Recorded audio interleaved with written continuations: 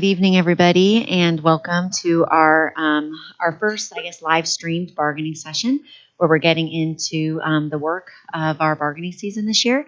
So, thank you, everybody, for being here, and anybody that's watching, thank you. Unfortunately, our facilitator is unable to be with us this evening, so I think, like in the past, we can also kind of co-facilitate as we move through this evening, and obviously. If I neglect something or miss something, please just interrupt me and let me know. Keep me on track. That's always helpful. So in terms of our work this evening, we do have the agenda. So everybody, if you want to get into our agenda in our district JCEA negotiations folder, we should see it updated. There have been a few changes.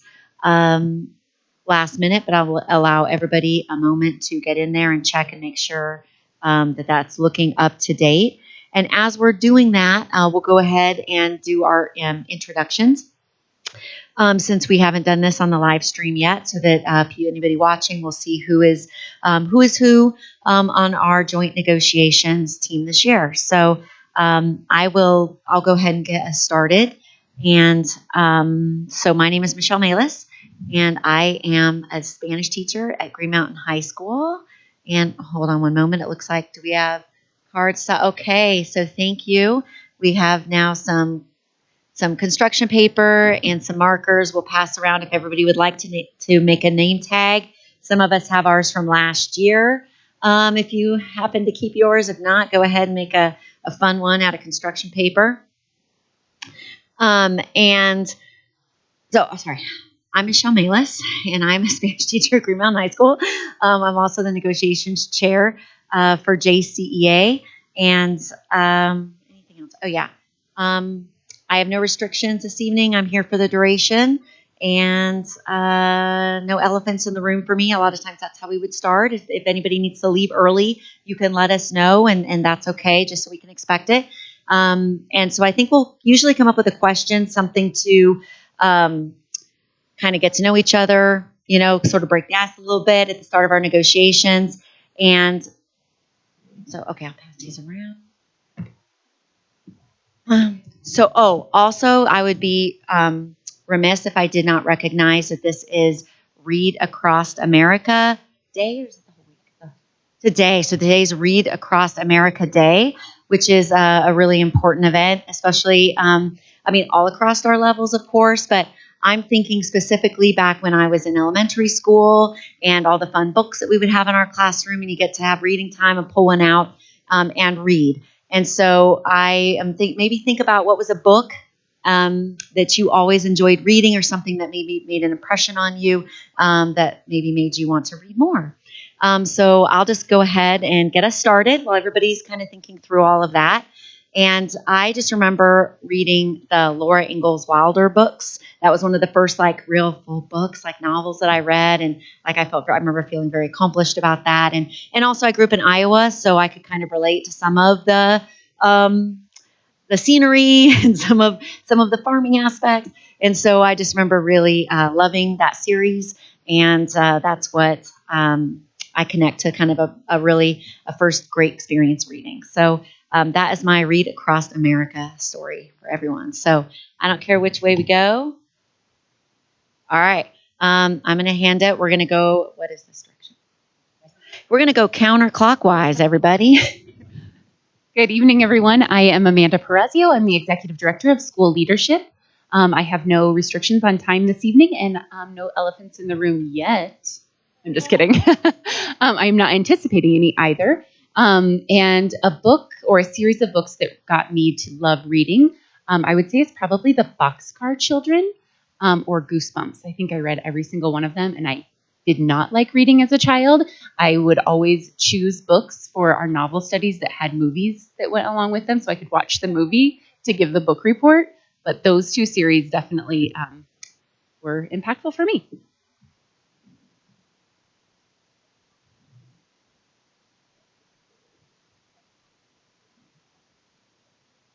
Everyone, I'm Kim LeBlanc Esparza. I'm the Deputy Superintendent. Happy to be here. I don't have any time restrictions. I'm trying to think through the list here. I don't have any elephants in the room. That's a weird connotation, but okay. I'm going to say something different about Read Across America today. I'm really excited that I got to read to 4-year-olds, 5-year-olds, 6-year-olds, and 7-year-olds at Foster today. And I got to read to 5th graders at Hackberry Hill today. And I got to read some of the books that I used to read to my children when they were little. So that it really made my morning. Hello, I am Stephanie Jones. I'm the Behavior Systems Coach, part of the Jcea negotiation team. I am here for the duration, no time constraints, and no elephants in the room. And I did not read as a child. I teach feelings for a reason, people. So what got me started was the Harry Potter series when I was an adult. But the one book I do remember is The Tawny Scrawny Lion, which is a lion that became a vegetarian.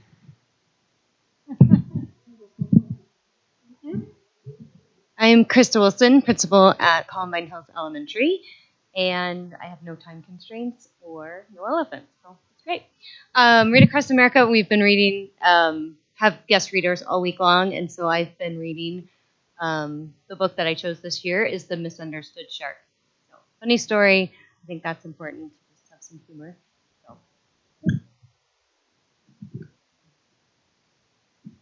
Hi, everyone. I'm Monica Nurenburn. I am the Executive Director of Professional Learning, and I have no elephants, no time constraints, so very sorry for you all. And when I think of books, I also was not a reader at first when I was growing up, and I remember being pulled into classes where I learned to read, and all I really wanted was to be able to put that segment on the caterpillar on the wall that everyone got.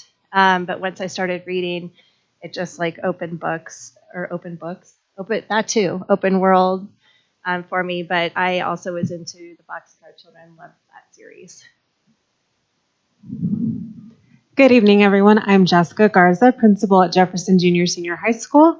And no elephants in the room, no time constraints. And I was thinking back to my favorite book as a child, and that was The Legend of the Bluebonnet. I love the book for its imagery of the beautiful bluebonnets in the fields that we would see as little ones growing up in Texas. So that one stands out in my mind, and I love that text. I'm Liza Meyer. I'm the Executive Director of Special Education. No to elephants and restrictions. And I was thinking the Boxcar Children too. It's weird, like trend. Haven't thought about them in ages. But also Shel Silverstein's work. I think I snuck into poetry that way, which I never would have thought of it as poetry when I was young. So there we go. Hello, I'm Richard Sanchez. I teach 6th and 7th grade social studies at North Arvada Middle School. No elephants, no time restraints. Reading was always difficult for me growing up. When I first started teaching social, I like to tell this story. When I first started teaching social studies, I was like, "Oh, that's a lot of reading." You're like, "Oh wow." But growing up, though, I mean, it has to be R.L. Stine, Goosebumps, like all of those. I really got into those, and then as an adult, James Michener. I really love James Michener novels. So. Yeah, hi. I'm Rob Cassidy. I'm a science teacher at Stanley Lake High School. I represent the Jcea team, or part of the Jcea team. I don't have elephants at this point. I don't have time constraints. And in terms of reading, I'm going to go a little bit different, like I often do here. And rather than talk about book, for me, I grew up pre-internet. And there was a share table at the library, and there were National Geographic magazines. And then I ended up getting National Geographic magazines. So I ended up with this collection of geographic magazines that went back to 1930. And I was as a kid, I would read articles in that. And some of them would capture my imagination. Like there was one about the mountains of the moon on the border of Uganda and the Democratic Republic of the Congo. And I just started dreaming about that place and how fantastic it was. It's the source of the Nile, and Ptolemy back in the day had talked about it in his writing. And it was just this mythical place for me. So then as soon as like Idi Amin was gone and things settled down and the wars with Rwanda and such, there was like unsettled stuff there. Finished, that was one of the first places I went to see it for myself. And it's really been, profound. Like the geographic has been profound in terms of what I do in my life. Like pretty much all the big trips I've done in my life have their roots in the geographic. Hi, I'm Kim Taylor. I'm a third grade teacher at Ryan Elementary. I'm here for Article 5, so I'll probably be sneaking out after we've gone through that. Did I hear no elephants? I'm sorry, this is my first time here, so there's nothing I'm holding on to. No, I'm happy to be here, and thanks for having me. Probably my earliest memory of what book got me would probably be a Shel Silverstein book, so I'm glad that you kind of brought that. I was thinking something else, but then I was like, nope, that was it. So thank you. Anthea Samuels, Learning Specialist at Ryan Elementary. I am here for the duration, and there are no elephants in my corner right now. So book-wise, I read everything. I started picking up books upside down because I was pretending like I was reading them. That's what my mom would always say. So once I started reading, I loved Judy Blume. I loved anything by Beverly Cleary. I love The Babysitter's Club. I'm like just going through, yes, R.L. Stine, but I read something called Fear Street, which is not appropriate for children. And yes, everything and anything. Oh, and Choose Your Own Adventure books, because I always like those. But don't read them front to back, because then they're really weird. But all books. Yeah.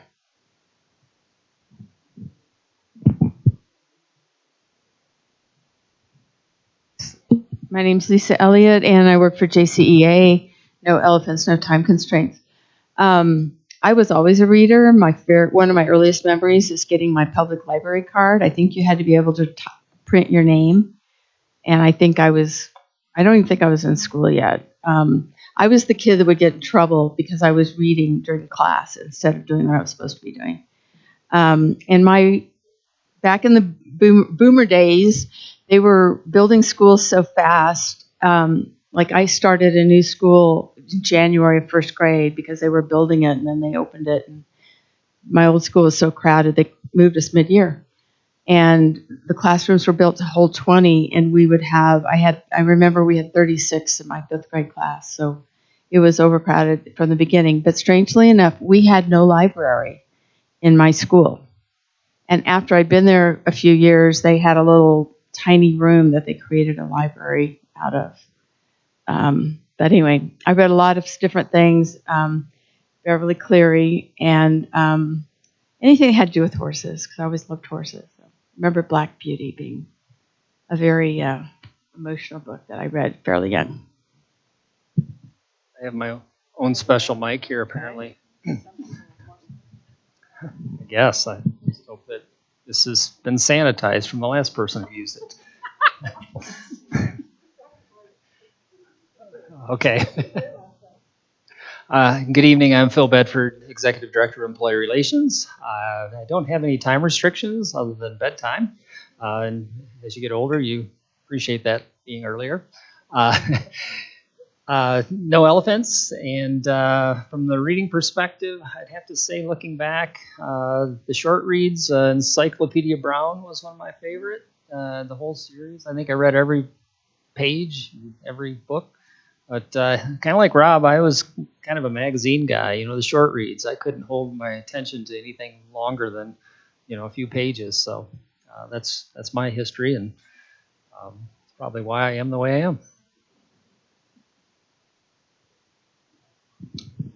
I'm Dale Mulholland. I'm a history teacher at Pomona High School, and I'm the JCA Vice President and a member of the JCA negotiations team. So I've always been a reader. I love reading. Other than like the little golden books when you were a kid, the first real book I remember reading was Tales of a Fourth Grade Nothing.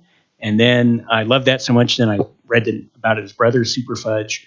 And I remember those were really, really big books. I felt like a big boy when I read those. And now I read all the time, but my wife thinks it's boring because it's always American history, so that's all I read. I'm Kendra Geist, and I teach 5th grade at Swanson Elementary. No elephants, no time constraints, and man, I just would gobble up anything that I could read. I'd come home from the public library with just huge stacks of books. One of the first books I remember my grandma read to me, and it was a little golden book, and I forgot about it till you mentioned those. It was The Color Kittens. And they mixed all these paints together and made all these colors, and I just loved that book. Found it as an adult on eBay, so I have my own copy now. And then I also remember Where the Red Fern Grows. Just, it always stands out as one of my favorite books, but a tearjerker every single time. All right, thank you, everybody. And as a segue, because I realized when I did my introduction, I didn't really explain why we were saying those things. And we have a lot of new people on our joint negotiations team. So where that came from was originally the norms, which we're going to be going over next, which was that you had to let people know, could you be there for the whole time?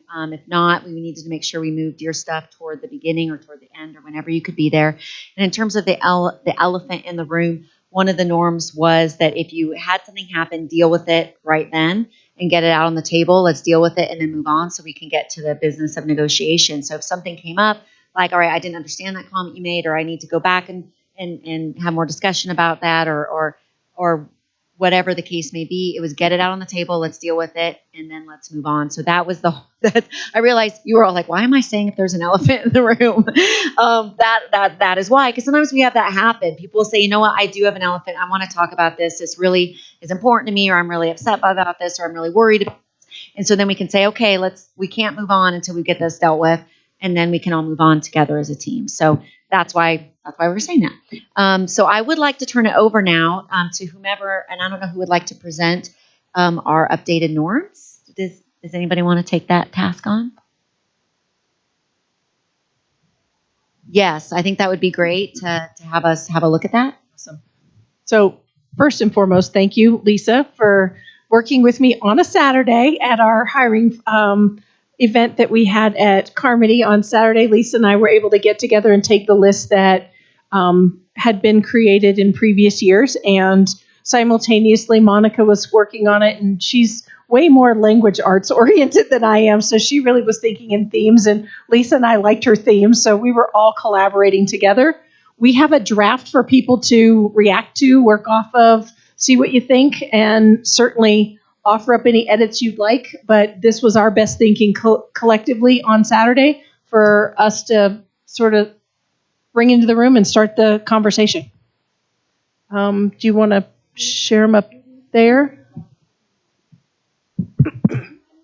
And can I just offer something that from my perspective, when I was working on it, this doesn't encompass all 29. It really is just if you remember from our first conversation, it was can't hold all 29 or however many there were. Some of those are operational norms, like have an agenda, those types of things.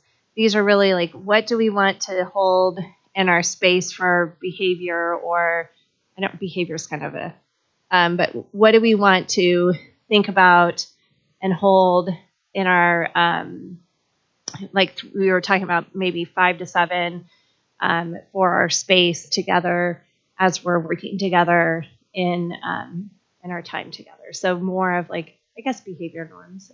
I guess you could say that. So, and then I loved that simultaneously the two of you were working. So this was what came out of that. So rather than having to hold all 20 something in our heads, might there be less that we can hold in our heads as we come together?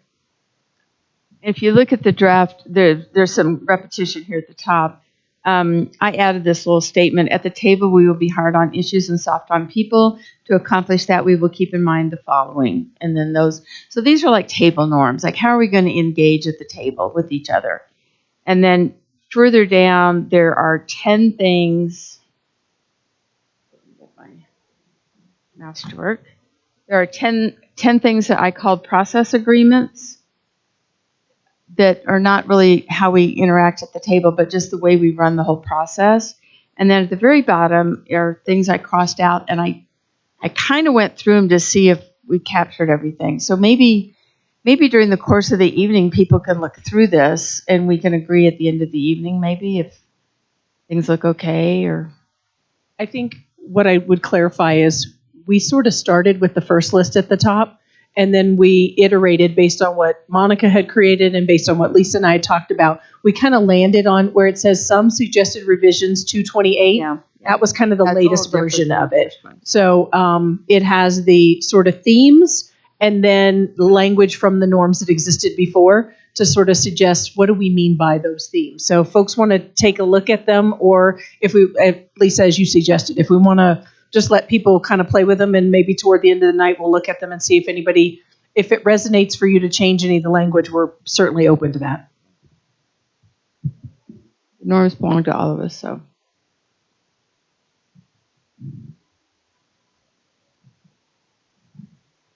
Okay, great. Thank you guys so much for working on that. And as Lisa suggested, let's all kind of take a look at it. And then at the end, any revisions we want to make, let's do those. And then we can do our first consensus, thumbs up, thumbs down, and decide those are our norms that we're going to abide by. The other item on here was the audience expectations. It doesn't look like there's a revised version of that.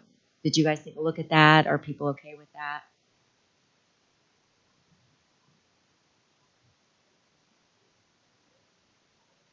That in detail, but Okay. So just and in the times in which we may have a large audience, particularly when there's very popular issues that we're not that they're all important, but everything's important.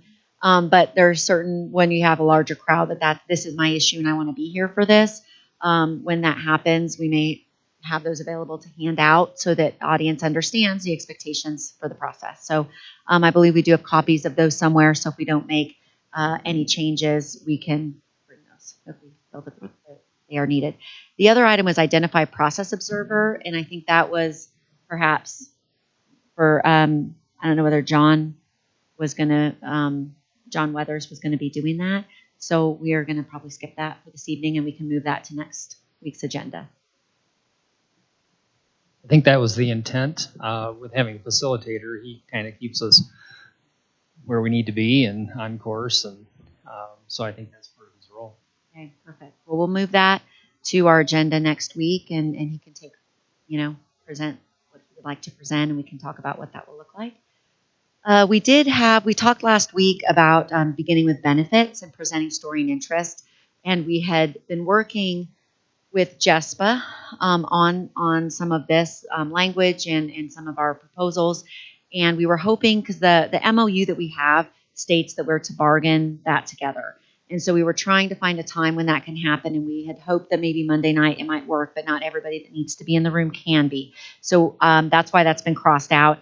We are hoping to move to a sooner rather than later down the road, but we're going to be checking into some of those dates, and that will just have to be a floating one. Whenever we can do it, we're going to do it, because we do want to get that first piece of it done before spring break. We feel that that's really important. So we're going to be trying like crazy in the next week to find a date that can work for everyone.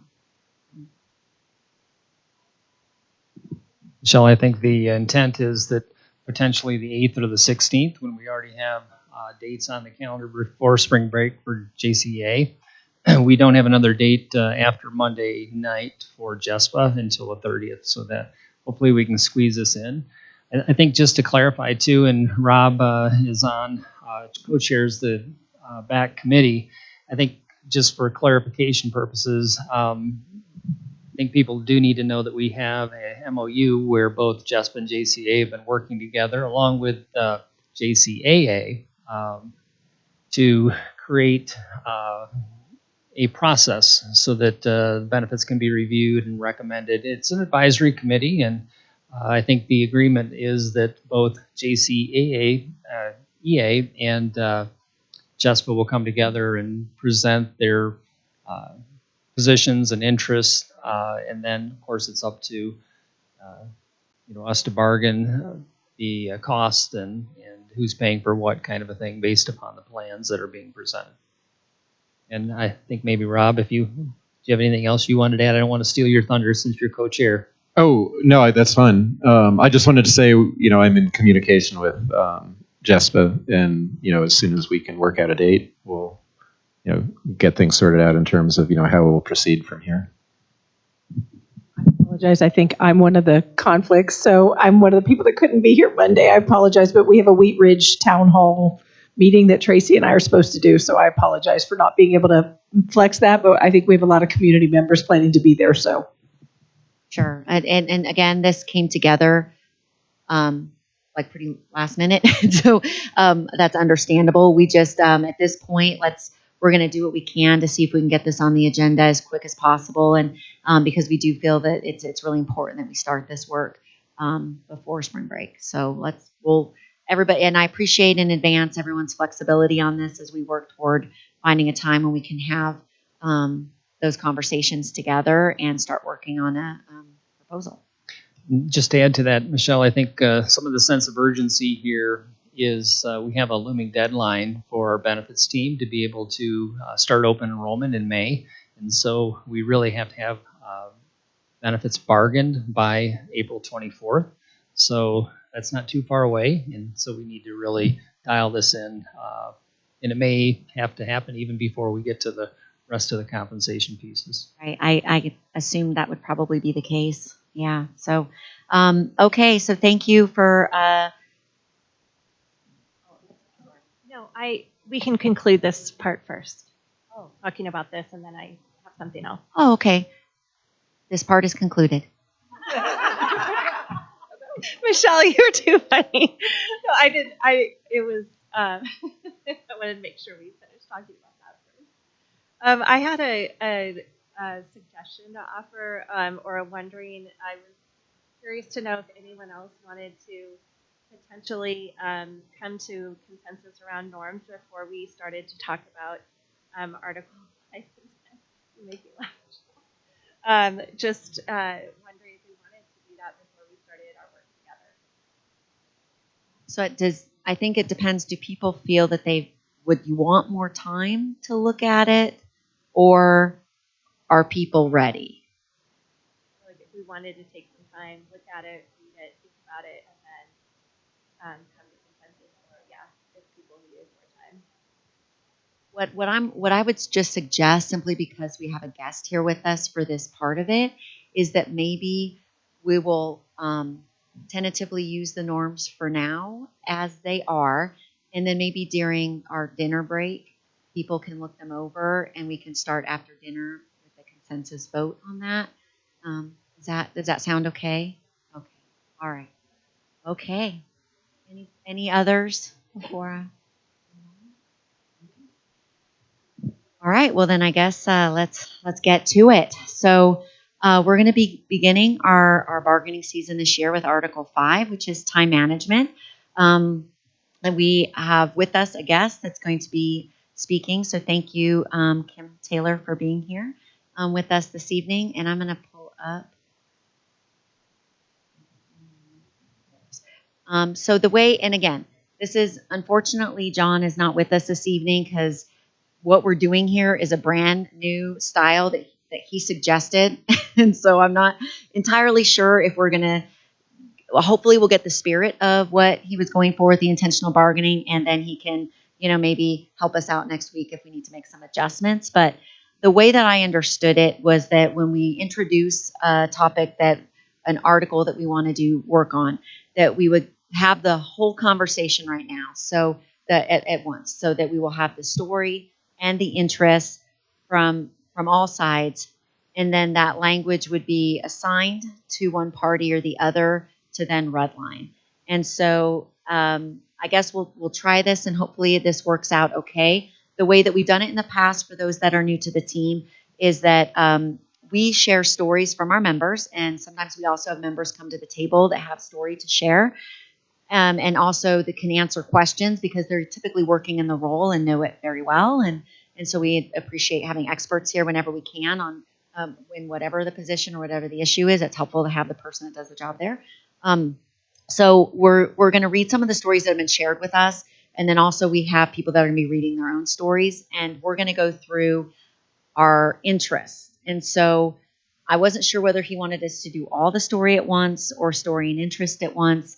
But I think maybe just in terms of trying this out, let's go through and we have stuff prepared to go if that's okay. We'll just share our stories, and then we'll move into what our interests are based on those stories. So there's a connection there.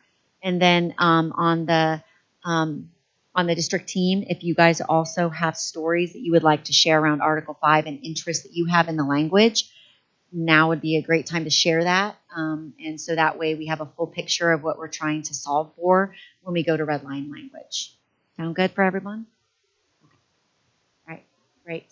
Then in that case, I'm going to be turning this over to Richard's going to be starting us off. All right, here we go. Can you hear me? It's kind of weird. All right. I have an interest in plan time equity as a middle school educator. Last year at North Arvada Middle School, we were faced with the consensus decision of either having smaller classroom sizes or more plan time.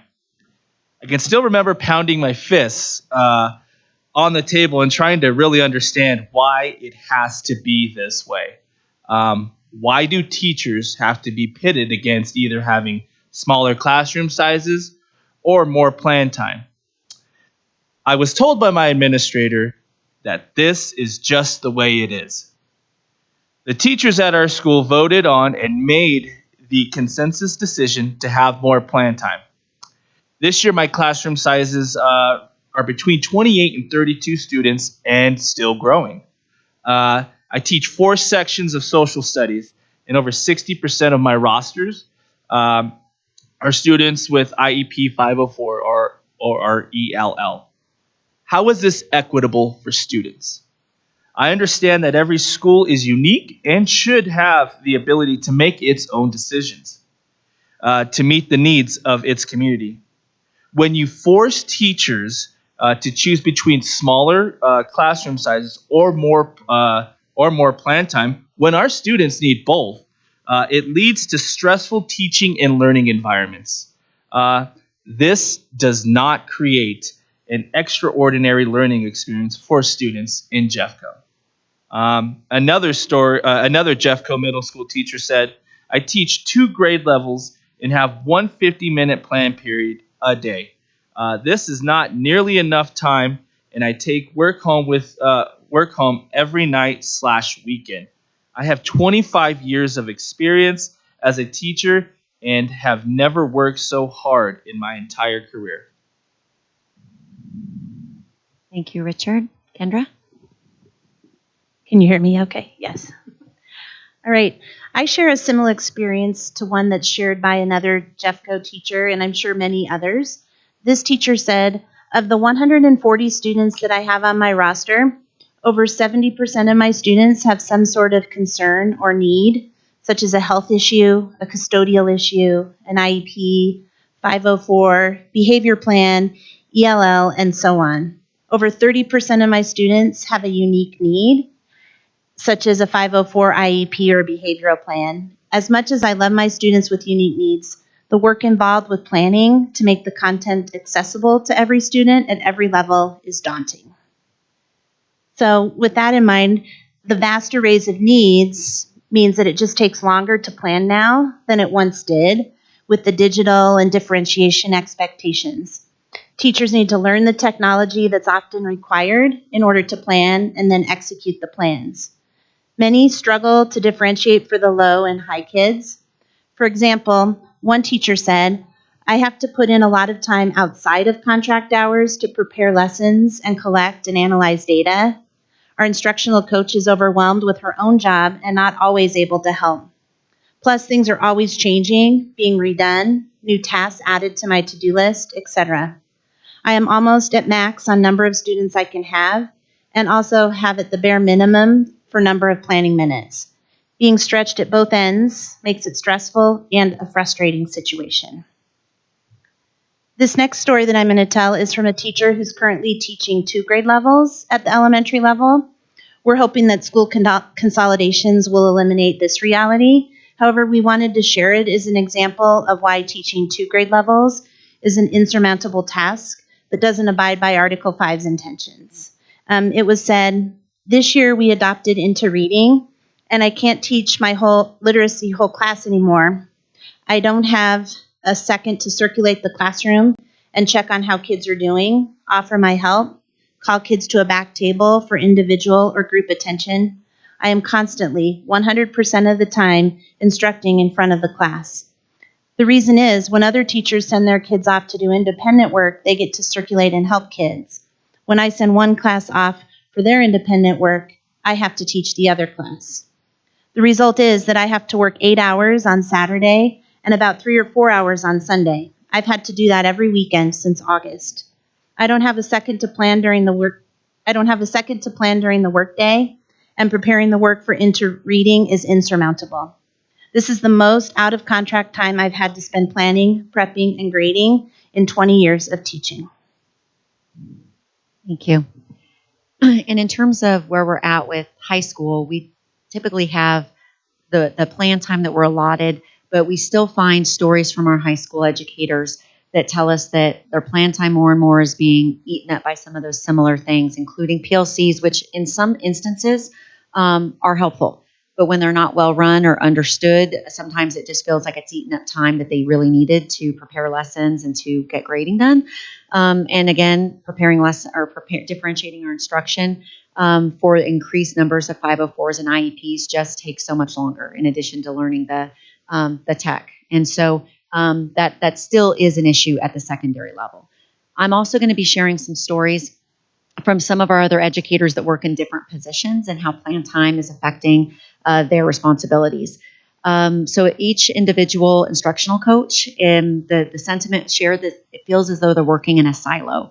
They desperately wish that they had better systems of support from the top down, so they didn't feel like they were all creating the wheel on their own, but they were collaborating more so that they could provide more support to their staffs. And so a lot of us share the sentiment that I am just exhausted. So to protect myself, I am only working the required 40 hours a week. I have volunteered my personal time for decades, and now I'm just going to be working the contract. Our concern is, what if everyone decides to do that? Okay, a lot of the system has been held up on our educators using a great deal of their personal time, which isn't compensated for. And so that's the concern. If we continue to burn people out, that's what's going to happen. They just won't have anything left to give. We are fully staffed. This is from a mental health provider. We are fully staffed in the mental health team, but that still means that counselors have too many students. 2 counselors split 670 students. The SEL then helps so that number is more manageable, but there really should be 3 counselors to meet the needs of all stakeholders. And finally, from a DTL, the DTLs are expected to be meeting their rubric and maintain the district's Tech for Ed program, which is not specifically stated in the rubric, plus class coverage. Realistically, I'm not able to complete all of the requirements for my job in less than 60 hours a week. Because I'm only contracted for 40, that means things are just not getting completed. I do not have any support except student assistance, and they are not able to do the majority of my requirements. If the district's going to require that we manage the Tech for Ed program on top of our other duties, they need to stop pulling us from our buildings every other month for a full day PD. Principals and admin must be made aware of our rubric and not expect us to be a de facto sub-coverage. And in addition, in my particular building, our DTL is also teaching a class. So it is a huge strain on her ability to provide support to the students. All right, at this time, I'm going to turn it over to Kim. So again, my name is Kim. I've been teaching for 21 years, all of which have been at Ryan Elementary. When I first got into education, I loved the art of good lesson design. I love learning about the best practices and ways to engage students and make them feel successful. I love seeing students get excited about the topic I'm teaching and the light bulb that goes on when they learn a new concept. Being an elementary teacher, you're on stage from the moment the bell rings in the morning to the minute it rings at the end of the day. I imagine some of you here today have had to present for a group of people at one point in your career. And I'd like for you to imagine how much prep time you took to create a presentation that would engage your audience and get your point across. Now imagine creating that type of presentation for 5 different topics every day. When I first started out teaching, I would find myself staying at work until 6 in the evening every night, trying to perfect every detail of the lesson. Later on, I soon had to realize that I had my own family to take care of and come home to. I still have the passion to make every lesson as amazing as possible, but in order to have that balance for myself and for my family, I have to let go of a lot of things that I enjoyed doing in my lesson planning. As an elementary teacher, we teach 5 subjects a day. And each of those subjects, it takes 45 to 60 minutes to create an engaging, well-planned lesson. I differentiate to meet the needs of my students that are a year below, grade level, and a year above. I thoughtfully look at data to see where my students are struggling and where they're excelling. I look through district resources and standards to thoughtfully plan my learning targets. I create lessons using technology that will engage and support learners at various levels. I prepare materials, make copies, create anchor charts as a resource to help the students throughout their independent practice. All of this to teach one lesson. Elementary teachers are given one 45-minute planning time per day. Not nearly enough time to plan for 5 subjects. I would love to say that 45-minute planning time is uninterrupted for pure lesson planning. Unfortunately, even that mere 45 minutes is interrupted with several other duties outside of the classroom.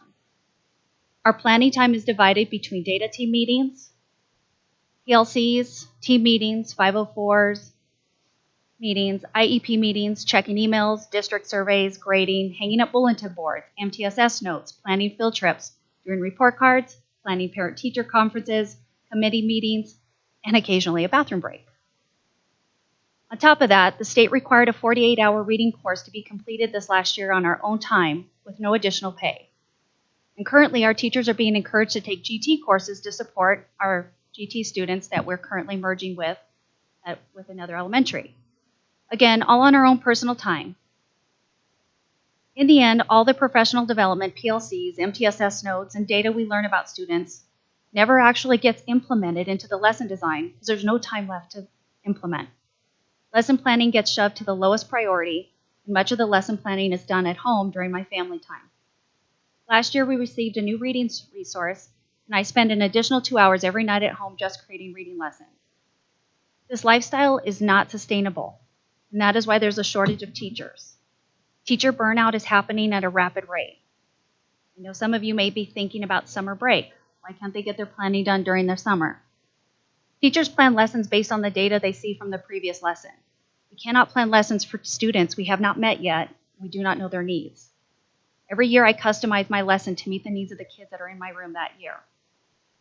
No matter how many years experience a teacher has, the amount of planning time is needed is never lessened. Education is always changing, and it is not a profession that you master after years of experience. Every year is a new group of students and a new set of challenges.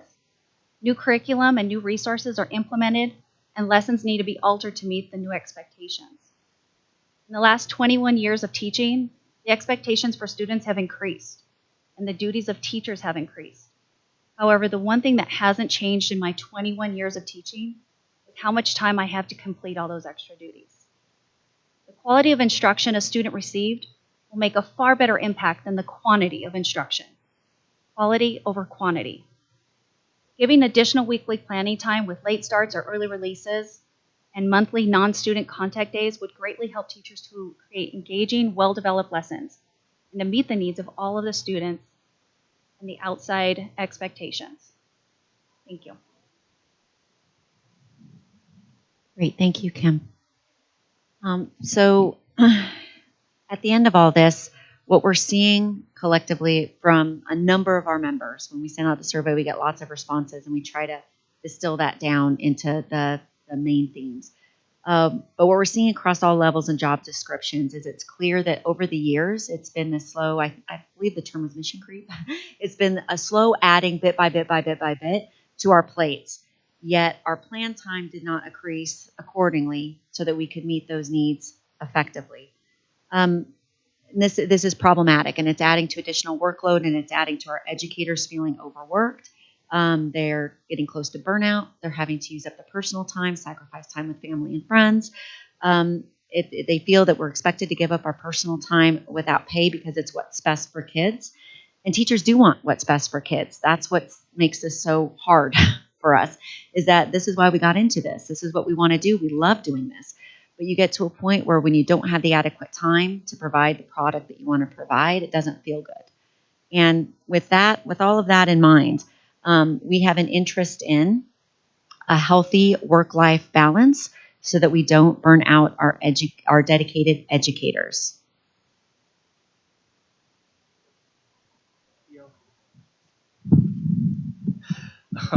PLCs that are truly valuable use of educators' time. Let's find the schools that are doing it well, and use them as a model. We have an interest in protecting plan time by educating administrators and educators of the value of uninterrupted time. We have an interest in maintaining and expanding elementary non-contact days, and that 6 of the 8 hours of non-contact time are teacher-directed. Additional non-contact days scheduled at or around those grading periods would be key. Consistent late starts or early releases for teacher plan time and collaboration for all levels. Standardizing schedules for more equity within middle school plan time. They need a late start similar to high schools. We have an interest in instructional coaches having an opportunity to collaborate and share ideas. Educators with all job descriptions having sufficient time to fulfill the responsibilities of their job. Okay, thank you everyone for sharing, and also to our members for sharing their stories with us and for listening. And so at this time, I think that we would like to turn it over, and if there is story or interests that you would like to share around Article 5, maybe now would be a good time to do that. I'll begin. Thank you guys for sharing your stories. The context does matter, and it does help.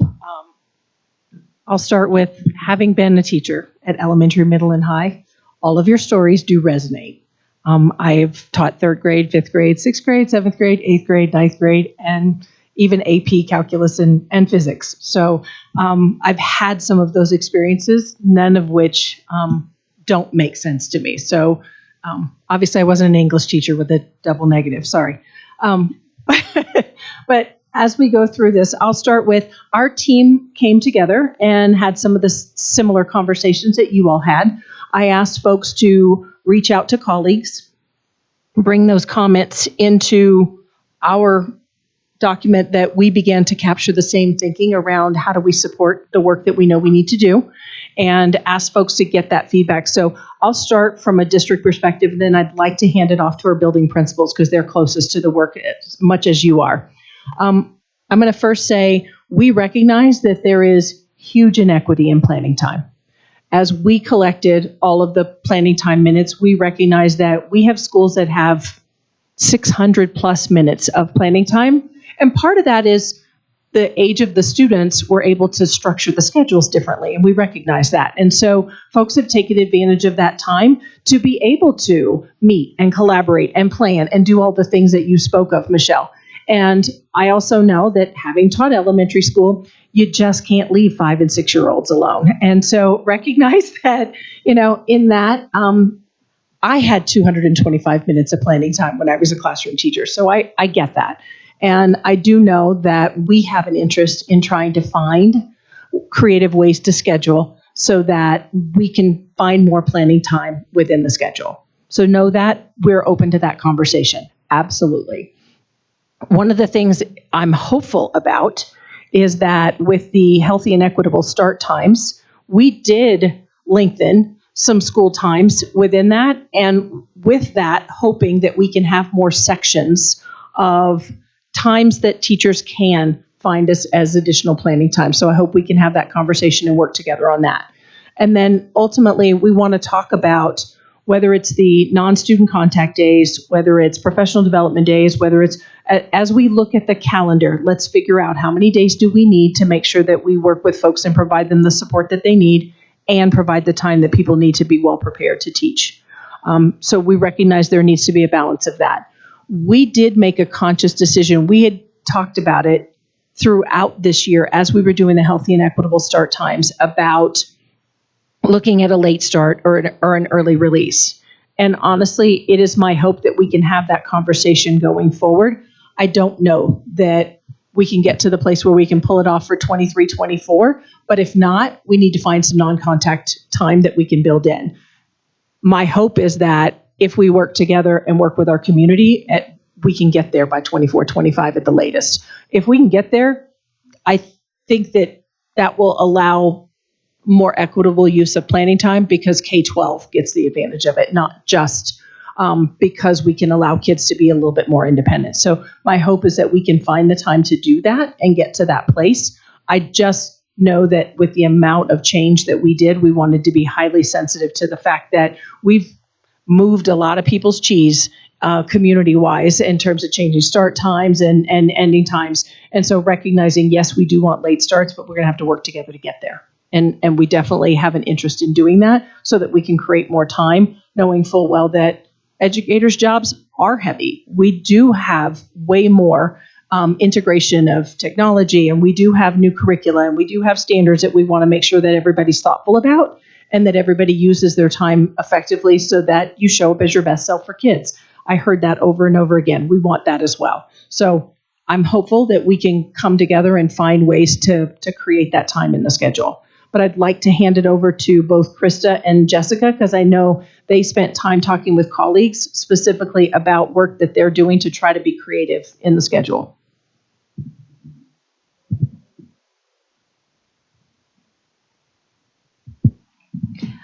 My comments will probably be a bit more brief than Krista's because I'm currently representing middle and high school principals, and I understand the elementary reality and the pressure points that you all shared around that. And I recall some of the same stories in my leadership whenever I was an elementary principal. So thank you for your advocacy, and I'd be excited to hear what the elementary principals are saying on that front.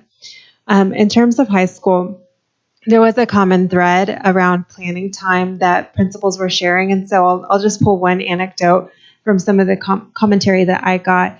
And it's that given the range of school day lengths and variety of planning time across buildings, principals are advocating that all unassigned time within the work week could count for planning for you guys as teachers, and that it's not limited to 30-minute blocks only within the student day. And what principals are saying is, planning time is planning time. It's not limited to the school day, and that any of that unassigned time during the work week can be used as planning time. But middle schools do get hit hardest, and they do have days that can sometimes, and for some middle schools, be longer than the elementary. And so there are impacts that principals are seeing as well, where middle schools do have less planning time outside of the school day, and they acknowledge that. And they also acknowledge that middle schools have less planning time than high schools. And so we're wondering if there's an opportunity for the language to state a specific number of total planning. That may or may not be possible, regardless of level and regardless of whether it's during the school day or during our work week or outside of the school day. So know that there are some common interests from middle and high school principals in that level of advocacy for you all in the planning time.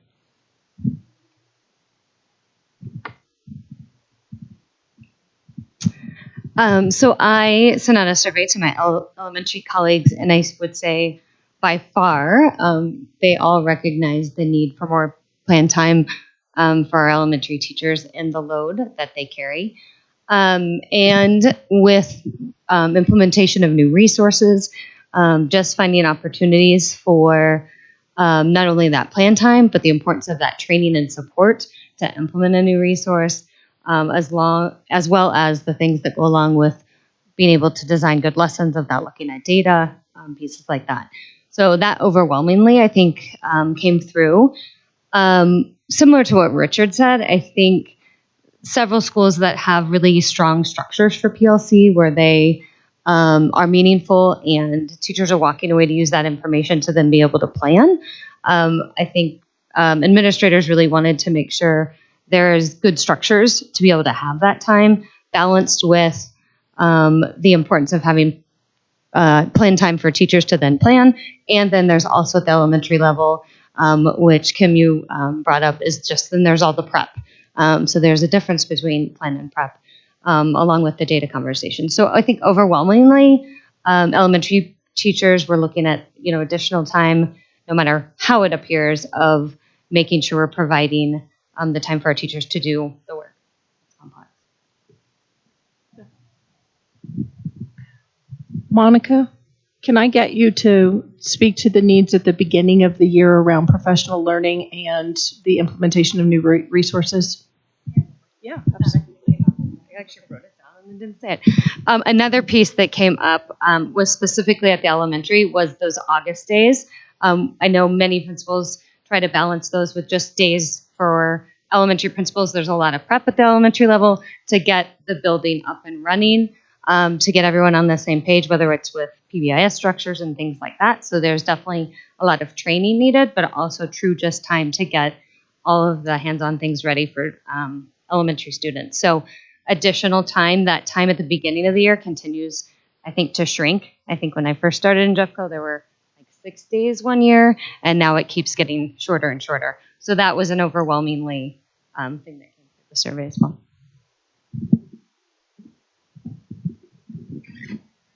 I was told I was not speaking correctly in this, so I'll try now so everyone can hear me.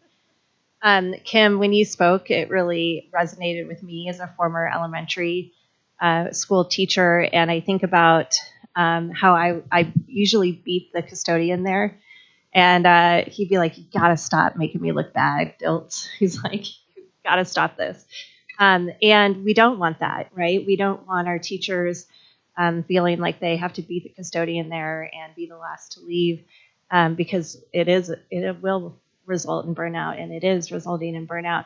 And learning new resources is a challenge. And so when we think about the beginning of the year, how are we intentionally planning for that time for learning resources? And we also know that it's not a one-time event, right? It can't be one time. And so our interest is thinking about how do we build time throughout the course of the year that happens on those professional learning days and through PLCs. Really love this idea of that you put forth around where are schools doing it well? How do we use that as a model? How do we communicate that across our system so that it's not going well in one place, it's going well across our system? We can't have pockets of excellence because that's not equitable. It's not equitable for students, it's not equitable for teachers, and it's not equitable for our system.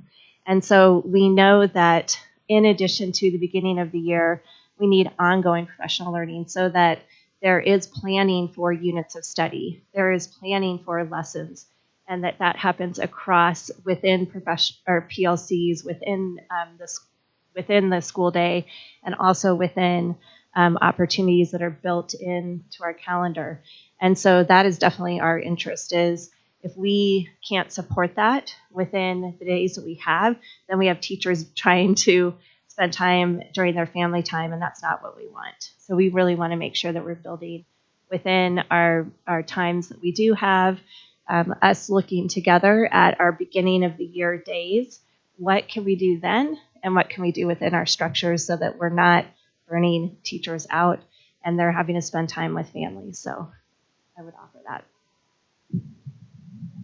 I'll wrap up with saying some of our interests are utilizing the time at the beginning of the school year before we have students well, that teachers have adequate time to be prepared for students, that we have time to do professional learning, and that there's time for schools to gather and bring their teams together to build a strong, thriving culture. We have interest in, if we can't do late start or early release systemically K-12 across the board, that we look at some non-contact days within the schedule in order to create some of that time, to create some equity. Looking at 225 all the way up to 650, we want to create some opportunities to increase our elementary teachers' planning time. We don't want to take away planning time from folks who have a significant amount. They're using it, and we know they are. But we definitely know we need to increase both our elementary colleagues and our middle school colleagues as we look at that data. And then There was one more. I apologize.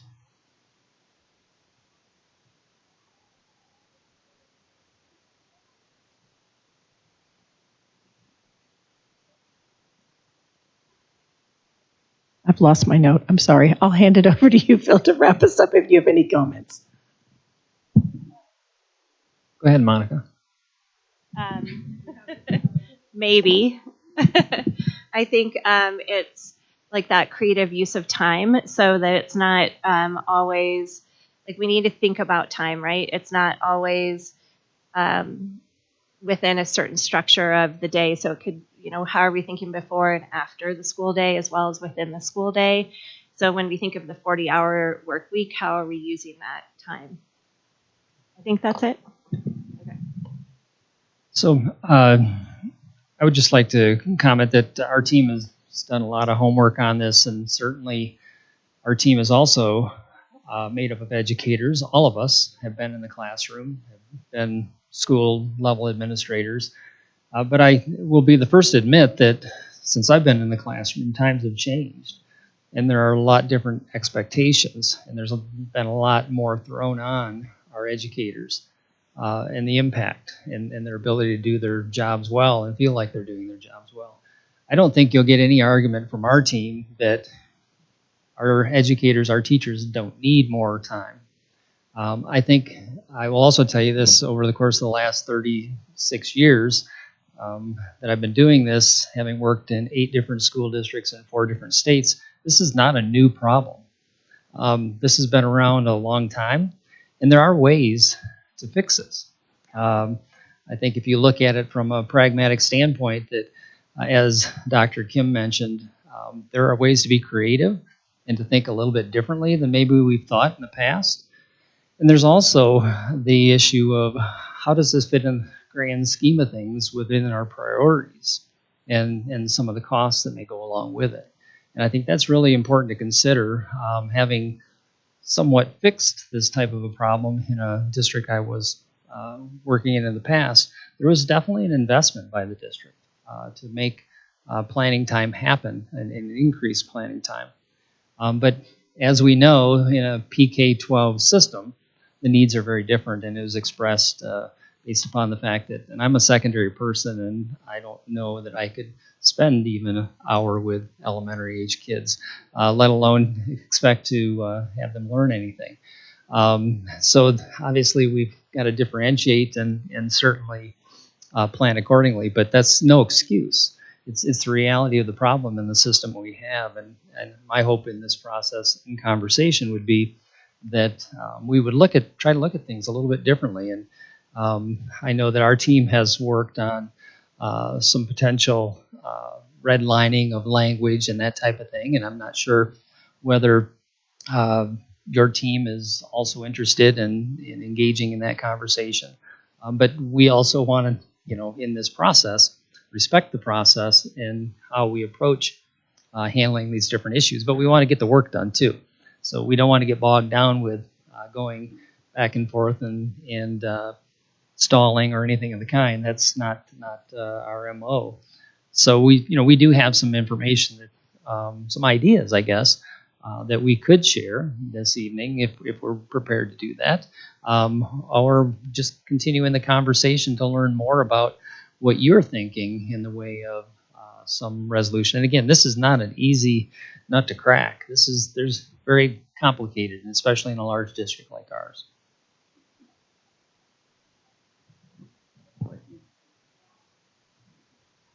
Yes, and I realize now that I probably should have stopped to allow for questions after our story and interest, and I neglected to do that, and I apologize.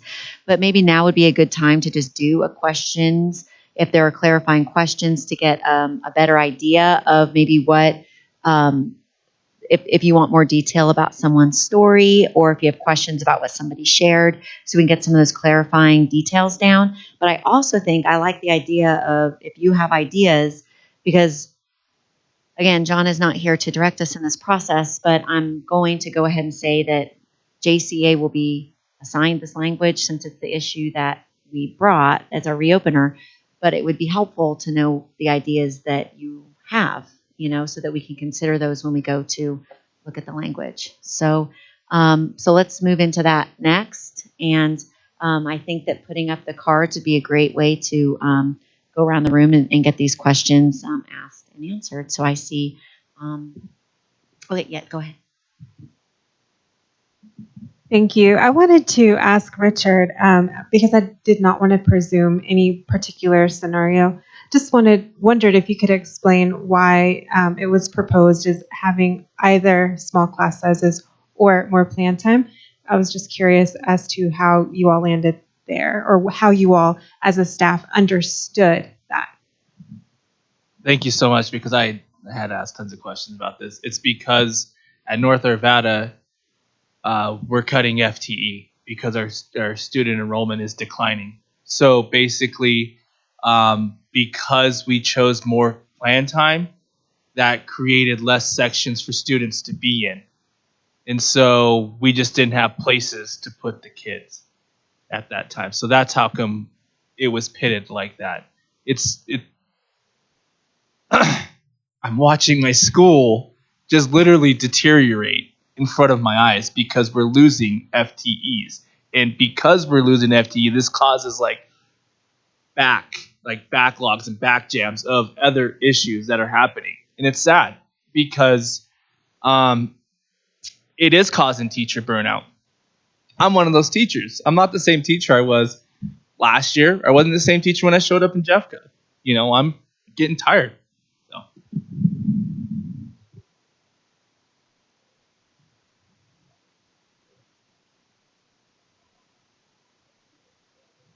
Our guest, Kim, has to leave pretty quickly here, so I didn't know if anybody had questions for her or anything, but I wanted to make sure to honor that before she had to step away from the table.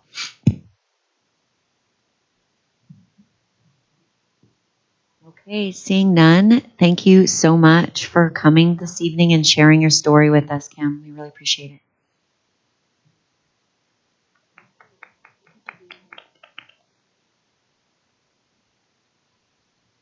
All right. Okay. I will defer to Lisa because you might have the same question I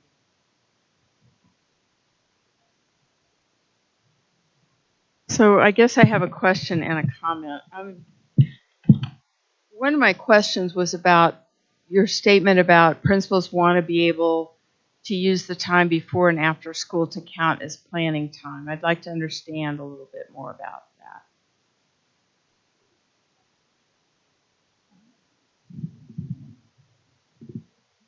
that. So what I understand is rather than saying that, and I don't believe that our current contract says that we can't, but I think it's just knowing that there are opportunities before and after the day, as well as during the day to use for PLC or planning time or any of those things. So I think it's just, I don't remember if you had said that as well.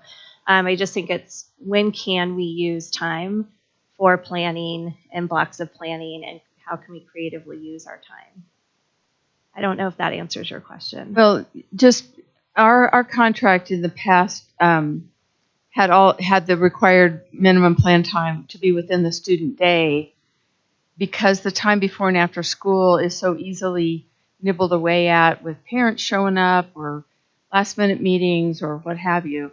So a year or two ago, we changed the language to be within the student day again for that minimum 225 minutes, and that any time before or after the student day was for planning when available. When you're not taking the kids to the bus or doing soft start or going to an IEP meeting or what have you. I think one of the reasons we want it within the student day is just seems more, I don't want to say controllable, but protected.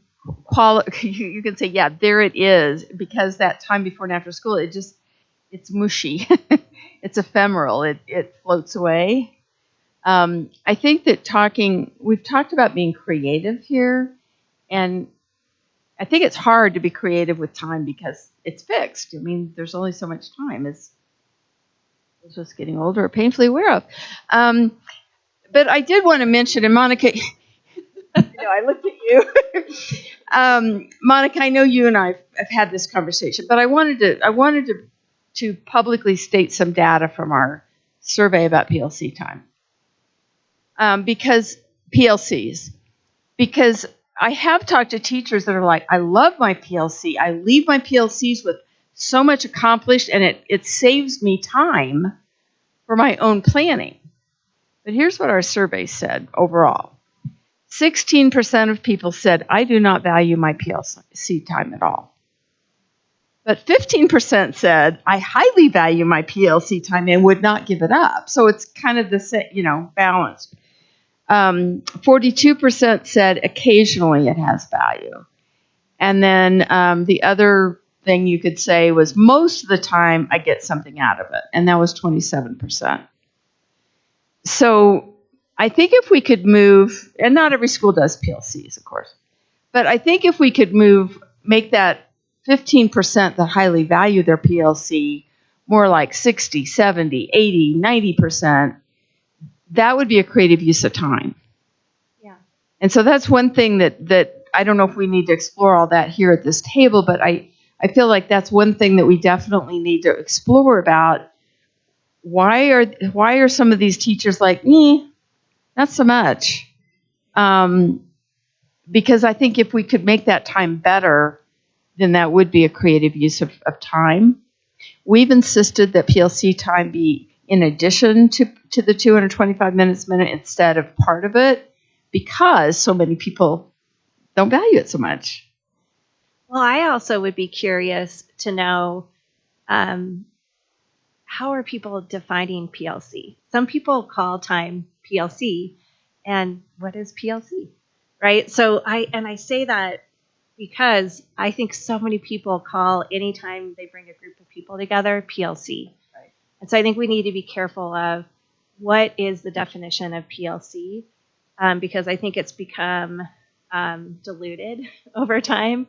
And so I hear you, and like I wonder like if my definition of PLC is the same as Liza's, is the same as Dr. Kim's, is the same, as like anyone that's sitting around the table, I wonder if we'd have the same definition. And that's why it was so great to meet with you and Katie and come to some alignment of like, what is that? And that is something that I'm really excited of when we think about our leadership lunch and where we're heading, is we're coming up with like that, what is that common? What is the work of a PLC? What should happen? What do we value? And having the input of teachers for that. So it's not just one person's idea, because I agree. I think we get to the 90% when we have that collaboration. What happens during that collaborative time to save time? Because I agree, it is fixed. And when it's helpful, and it helps with the resource, because we do have 2 new resources, and one coming in and with IM in middle schools, and that is going to take even more time. And so how do we make it so that it is helpful? Because I completely agree with you. I think my wondering is, do folks know what PLCs are, or do they have different understandings? And so it's getting used differently, but I'm with you.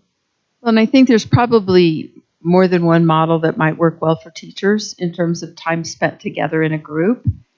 But I can tell you what doesn't work.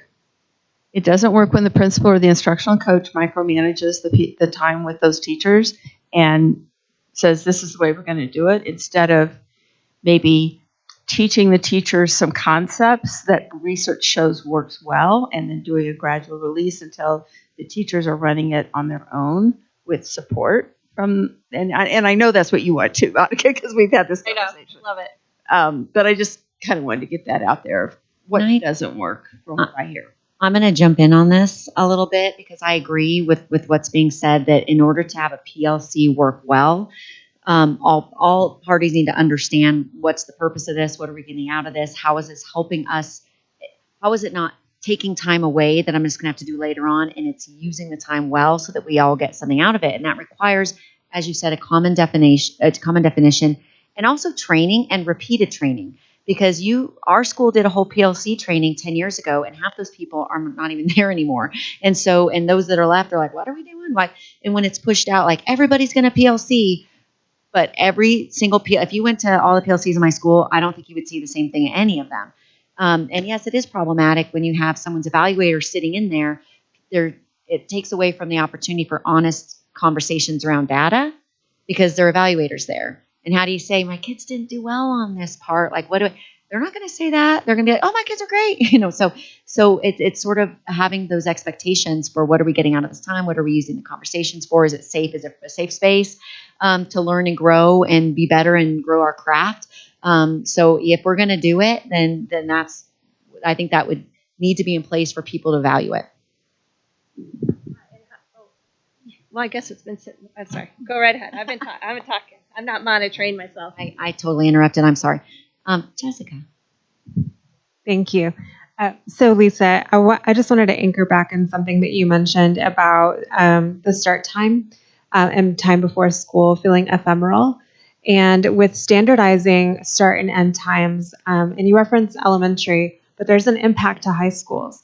And perhaps we could land in a space where that time is less ephemeral because with the changing start and end times, we're having to take another look at our bell schedules. And in looking at our bell schedules, there could be an opportunity to leverage the time before after school because the impacts now are changing bell schedules across the district. And so sometimes the language can be misinterpreted such that how are we leveraging the time before school? And there's more of an opportunity at the high school to leverage that time for planning and for meeting times. And we're not typically running to IUP meetings and other meetings, and there really is a chunk of time and an opportunity to leverage that time wisely.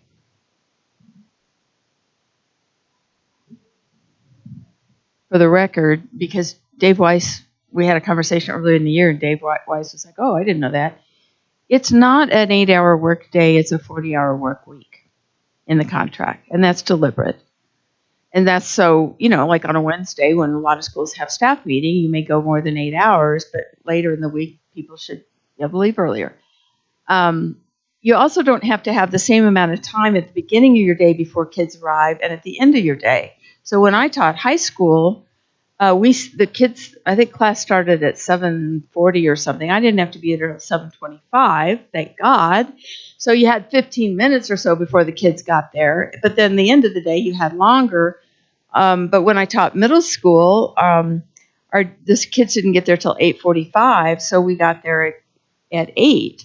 So we had more time at the front of our day. So it depends, on your schedule how you can do that. But why have people be there 30 minutes early if they only need to be there 15 minutes, And part of that, I think, depends on the school and the conversation with the staff and what do they prefer, and where do we need a big chunk of time before or after the school day, where we could have a meeting or PLC time or what have you.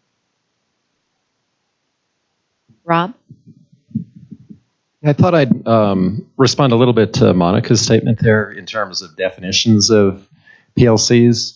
And I mean, I think I was actually one of the people in the survey that said, I found that PLC time incredibly useful. I'm in 2 PLCs, one with my physics colleagues and one with my chemistry colleagues, and find, incredible value in that. But with that said, if someone were to come in and, be looking and, am I meeting all the check boxes of what, some people say a PLC should be, we probably stray from that. And for example, data, we definitely talk about data in the PLC. But with that said, I do a ton of data on my own. When I give a test or whatever, I'm constantly analyzing data myself. I had a big conversation with the principal today about data that, I collected in my class. So that's probably a smaller part of our PLC. And, some of our PLC time will be then, taking our lessons and does it meet with the new NGSS standards and things like that. And some of the plan time will be, or some of the PLC time will be, just planning. It's like, what lessons are we doing and what fits with the needs of the students? And are the students grasping what we're teaching? And, do we have to modify lessons like Kim was talking about, where you're always adapting things? And, I would argue that, even though some of those aspects might not tie to what some academic folks might say PLCs are, that, adapts to the needs of, us as teachers. And for me, makes them really, really valuable. And so I do find PLCs valuable, but I can tell you that if a principal were to say you are only to talk about these topics during PLCs, all of a sudden it would become much less valuable. And I'd start rebelling against it. Whereas now, I really treasure the time I'm spending with the PLCs because I think it's incredibly valuable. Do you feel that makes you well prepared to support your students? I think so. Yeah, absolutely. I mean, and I think you hit on a lot of the things that a PLC is. So I don't think it's about, none of this is about PLCs are not about micromanaging teachers. And I hate that that's what it feels like. So on behalf of everyone, I apologize. Okay, and that's great that it. And I just got here. No, just joking. But it is like what you just talked about. A lot of like what was inherent in what you talked about is the collaborative process of what a PLC should be. So, I mean, I'm not like in my head. I was like, yeah. And there's a lot that we're going to grow and develop in together because that's what our students deserve, just like we all deserve. So I don't think there's anything you said that was off. Okay, well, thank you. But I know we're not always within the realm of, what I've been told we should be doing. So. Okay, we're going to go Dr. Kim and then Kendra. And then Amanda. And then dinner. I heard that. A couple of synthesis pieces I want to make sure that I bring together. Lisa, what you just said is the creativity in my mind that we're looking for. I mean, that's what I think we are all here to do, is to figure out how do we use that time. With the new start times and end times, we have created, honestly, more time in the student day. By creating more time in the student day, there are more sections of time when we look at whether it's elective time, specials time, art, music, and PE time, and we look at that, there's time there. I also agree with you in terms of the start and end time. We don't have to be 30-30, or we don't have to be 40-40. We can be 15 and 45, and folks can use that time. So I hope we can do some problem solving and figure out ways that works for people and people feel like they can use it effectively. I think the other thing, Rob, I'm going to second what Monica said, which is if you're using the time and you feel efficacious from using that time and you're showing up for your kids and doing great work, then your PLC is effective. And if they're not, we really should be having the conversation around if we can't get to that 50, 60, 70, 80% of our people feeling like you're using my time well, we have two responsibilities. One, to say, what does it need to look like to feel effective? And B, what training and what professional learning do we need to provide to whomever to make sure that people can use that well? And how do we give them guidance around, these are the big rocks that PLC is used for. Now go forth and conquer. I mean, make it yours. It should be yours. I've watched really effective PLC groups, and it's usually because teachers own it organically. And they use it to talk about data, and they use it to plan lessons, and they use it to really share best practice. We want that to be the practice in what we're doing. So however way we together collectively can create that guidance, in whether it's in a contract or whether it's in a PLC plan or professional learning plan, whatever that is, let's do that work together, because I do hope that we walk away from this table feeling like PLCs have the kind of guidance that people feel like they are going to use it well. Not that it's going to waste people's time. I'll be really disappointed if we don't change that, honestly.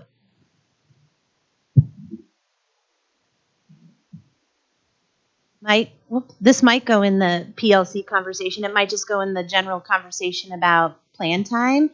As I was reflecting on some of the stories I shared and then my own work and thinking about the needs of kids,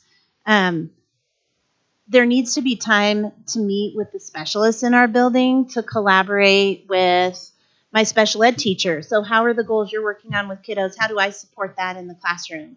The ELL teacher, what is the work you're doing and how am I supporting that in the classroom? So that we're not fragmenting work for kids, that we're meshing it together and best supporting them that we can. And I think in the elementary day, that's extremely hard to come by. I know this year with our non-contact days, that's been one of the huge benefits, is that there's been time that everybody has in common that we can collaborate with one another and have those conversations that take time that we don't have time for throughout our regular work day or work week. So I think considering that as an element of that elementary plan time is essential. I just want to make sure. I just want to emphasize something that I think Kendra started, brought up, and I've just heard it resonating throughout the room. The ability to use our time well. And I would say that it is a human nature thing to want to use time to connect with people and build relationships and grab a cup of coffee at Starbucks down the street because you just need a break.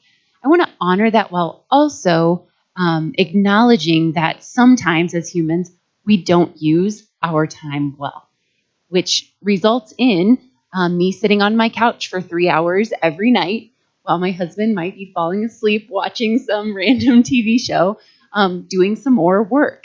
And I love that we have agreed to that beginning statement in this article, that we acknowledge that this is not a 40-hour-a-week job, but that it is our responsibility to try everything we possibly can to smash in as much time for planning and preparing for our students within their day, so that we have, so that we are, getting prepared for each day and each lesson that every teacher has to teach. So when I think about using time well, I think about how are we structuring that time? How are we providing training to teachers on how can I use my time well, especially when I think about a first-year teacher. We heard from Kim, who's been teaching 21 years, and she's finding it hard to plan for all the things.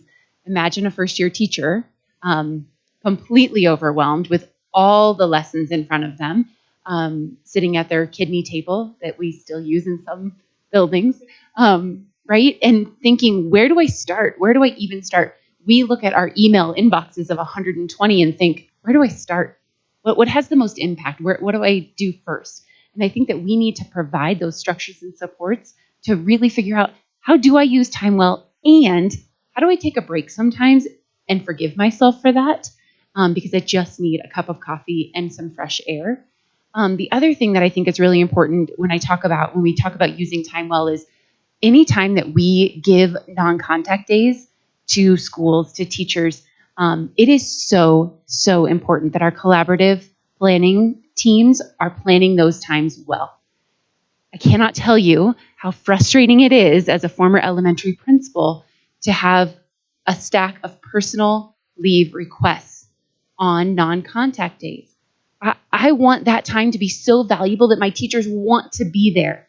And I want to honor that they need mental health time as well. They need life balance. And I'd rather them be gone on a day where kids aren't there than on a day where kids are there and they have to have a substitute. However, I just think it's really important that we are planning well for our teachers, just like we are expecting them to plan well for their students. Thank you for adding that. I feel that is huge. Like if we're going to take that time, then it needs to be well done. And I want to be able to walk away from a PD and be like, I'm using that in my classroom now. It should be something I can walk away with. Absolutely. Rob? Yeah, I just wanted to touch on that last statement that Amanda made. And you kind of addressed it a little bit at the end there, but I know that many teachers, really, really care about their kids. And they, they don't want to miss any time with the kids. So therefore, some of those cases aren't that the teachers aren't wanting to be at those non-contact days, but it's that they have necessary appointments because, like doctor's office, dentist's office, only have certain times, often not during out of school hours. And then you're given a choice. Well, do I do it during a student contact day, or do I do it during this non-student contact day? And so, I know because we've had conversations on that topic that is frequently why that is the case. So, Lisa? I wanted to acknowledge what you said, Kim, about how We've moved a lot of cheese. We've put in a lot of change. We're closing 15 schools. We're putting in new bell schedules, et cetera, when we're talking about implementing a regular late start or early release.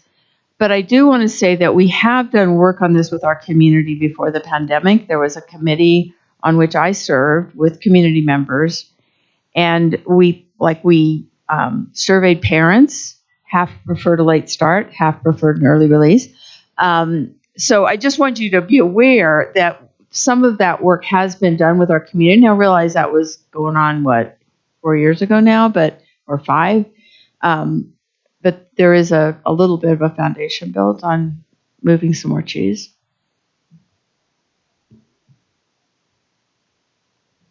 Are there any? I'm sorry.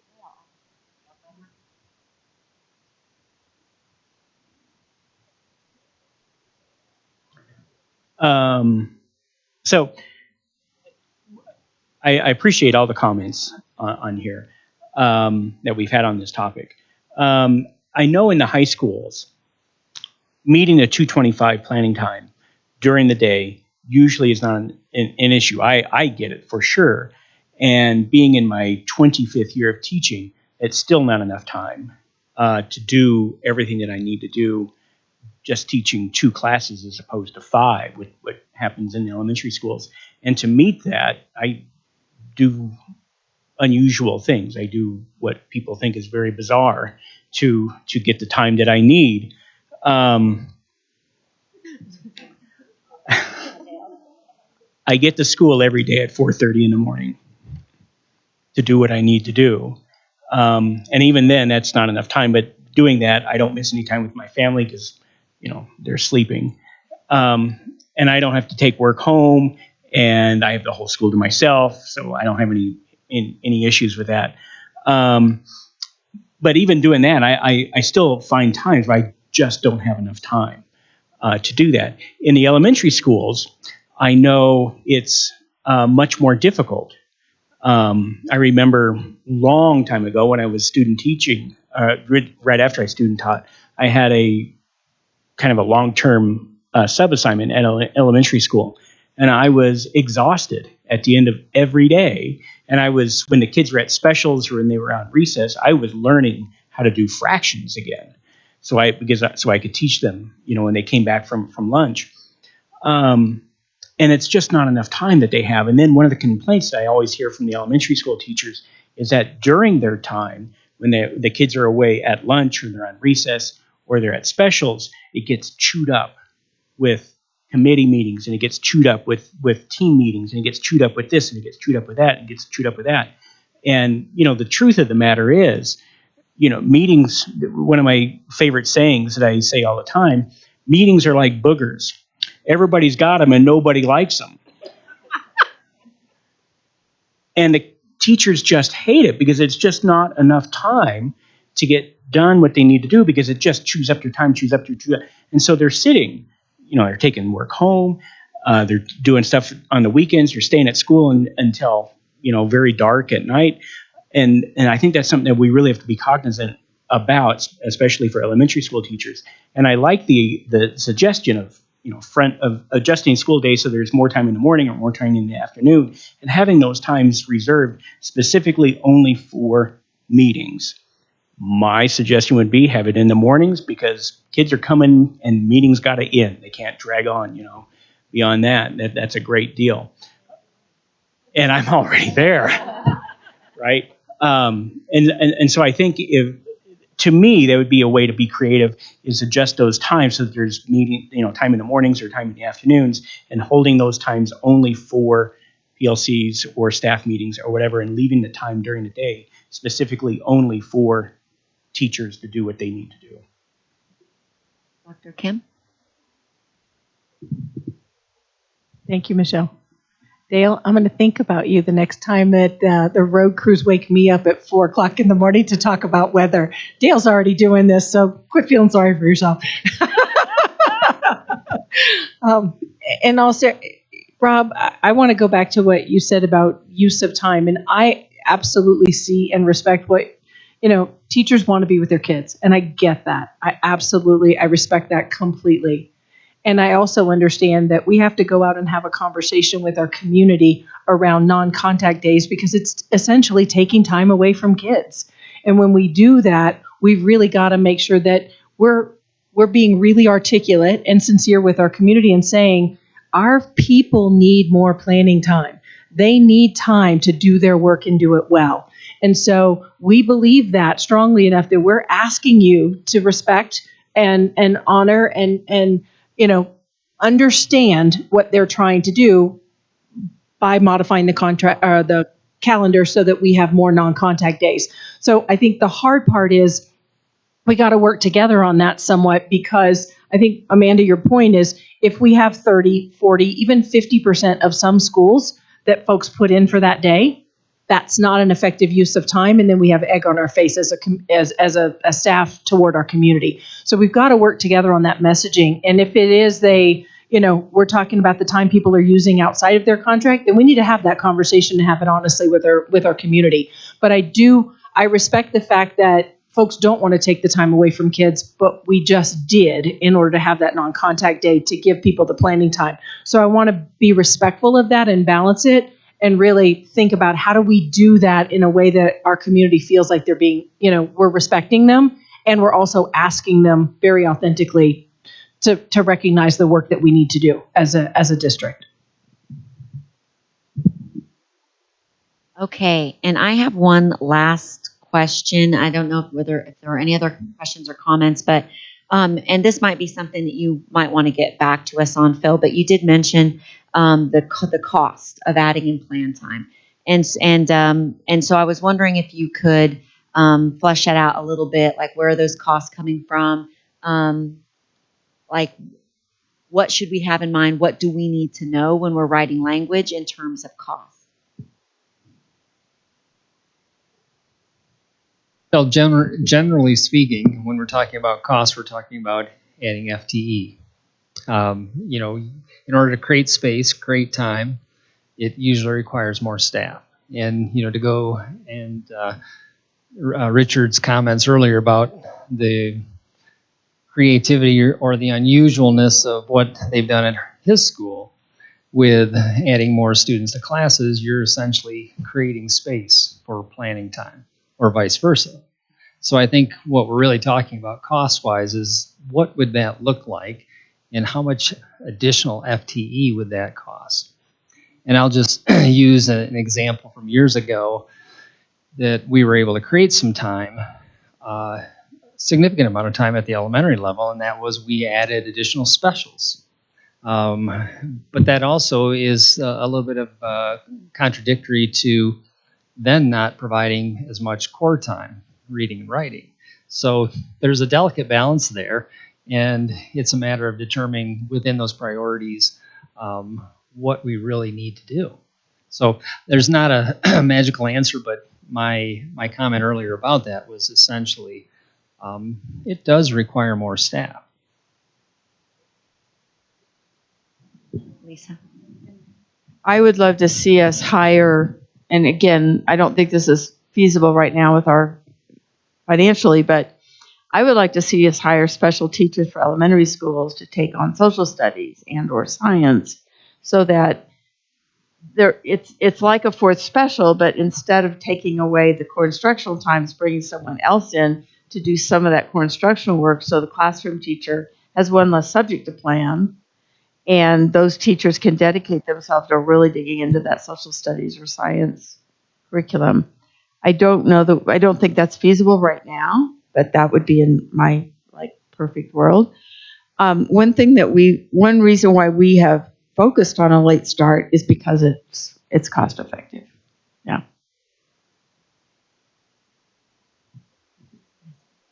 Just one additional cost that may not be as prevalent around the district, but I know there's some elementaries that have added on that beginning of the school year are so important for setup time. So I know we've set aside, some schools have set aside money in their school-based budget, and staff's in the building prior to the school year anyway. So we have paid them the $25, I think it is right now, an hour. So that is another added cost that comes out of school-based budgeting But speaking from a school that's declining enrollment and small, things like that we've done for like 2 years in the past, moving forward with budget constraints and things where we've tried to provide more time for teachers paid, might go by that struggle. So as budgets are tighter too.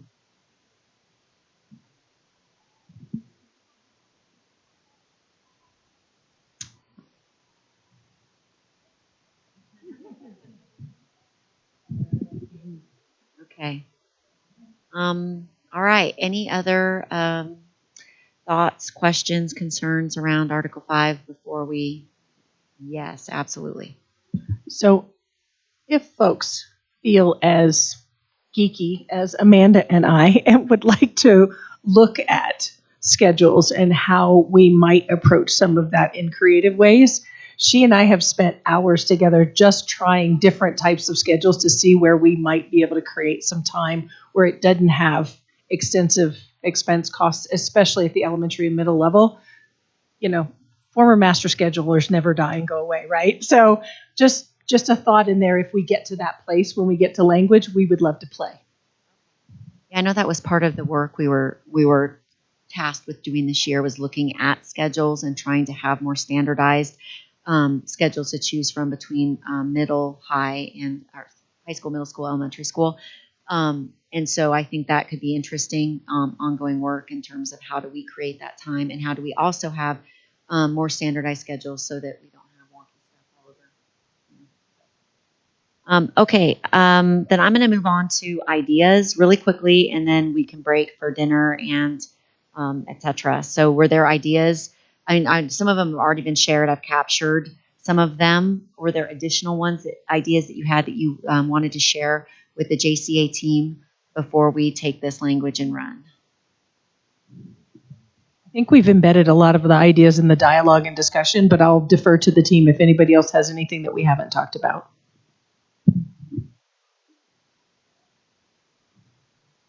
Okay.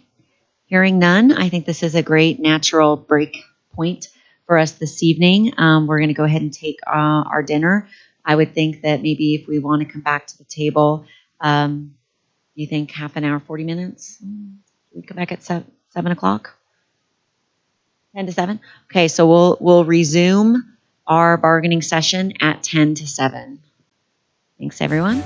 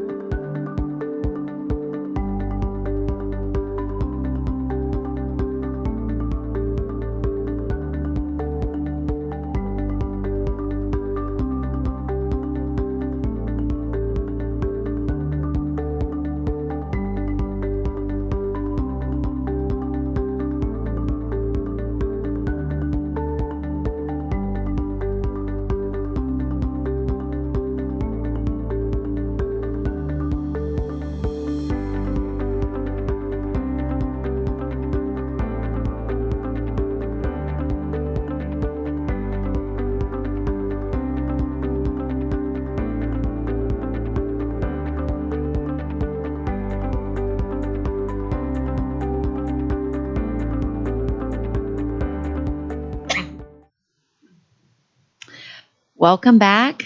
It seems a lot louder. It does make a difference if I'm closer to the mic. Thank you, everybody, for being here again. And I believe we are starting the second portion of our bargaining session tonight by agreeing to some norms. So while we were enjoying our dinner, and by the way, speaking of our dinner, I would like to give a big shout out to the Jeffco, so JRLP people that they have provided us a delicious meal from Panera. So thank you very much to all of them. We're quite appreciative. And we also, the other part of our work was we were looking at norms during our break. And so if everybody's had some time to look through those, and then I'm assuming we'll put a clean copy then within our negotiations folder should they be agreed to. My question that I had was, are we going to on the top part of these norms? Are we going to take one version or the other? Do we want to combine any of those ideas? Because it looks like there's the two, they've been separated out into two different groups. Okay. Our first draft were the ones at the top, and then as we talked, we kind of moved to the bottom. But if people like parts of the top better, however way we all collectively want to do it would be great.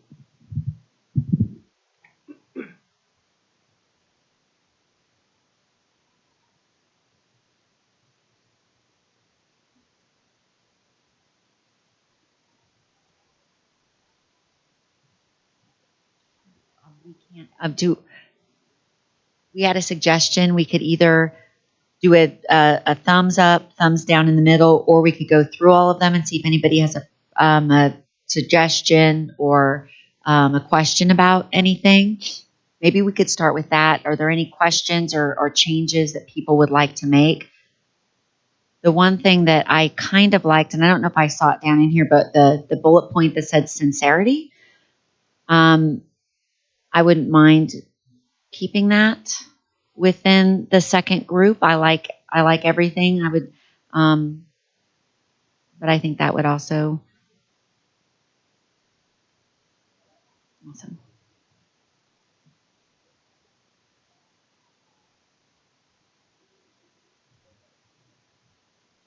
And then once we are in agreement, we can put a cleaned up copy with the second version of bullet points and then the process agreements.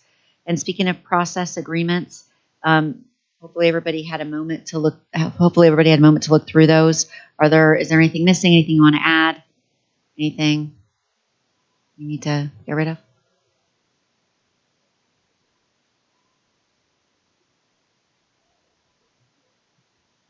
Okay. Then I think maybe it might be a good time to take a consensus vote. Do we agree as a joint bargaining team to these 2023 norms? Thumbs up if you agree, sideways, or thumbs down. All right. Oh, perfect. Unanimous. Yay. Yeah. Mm-hmm.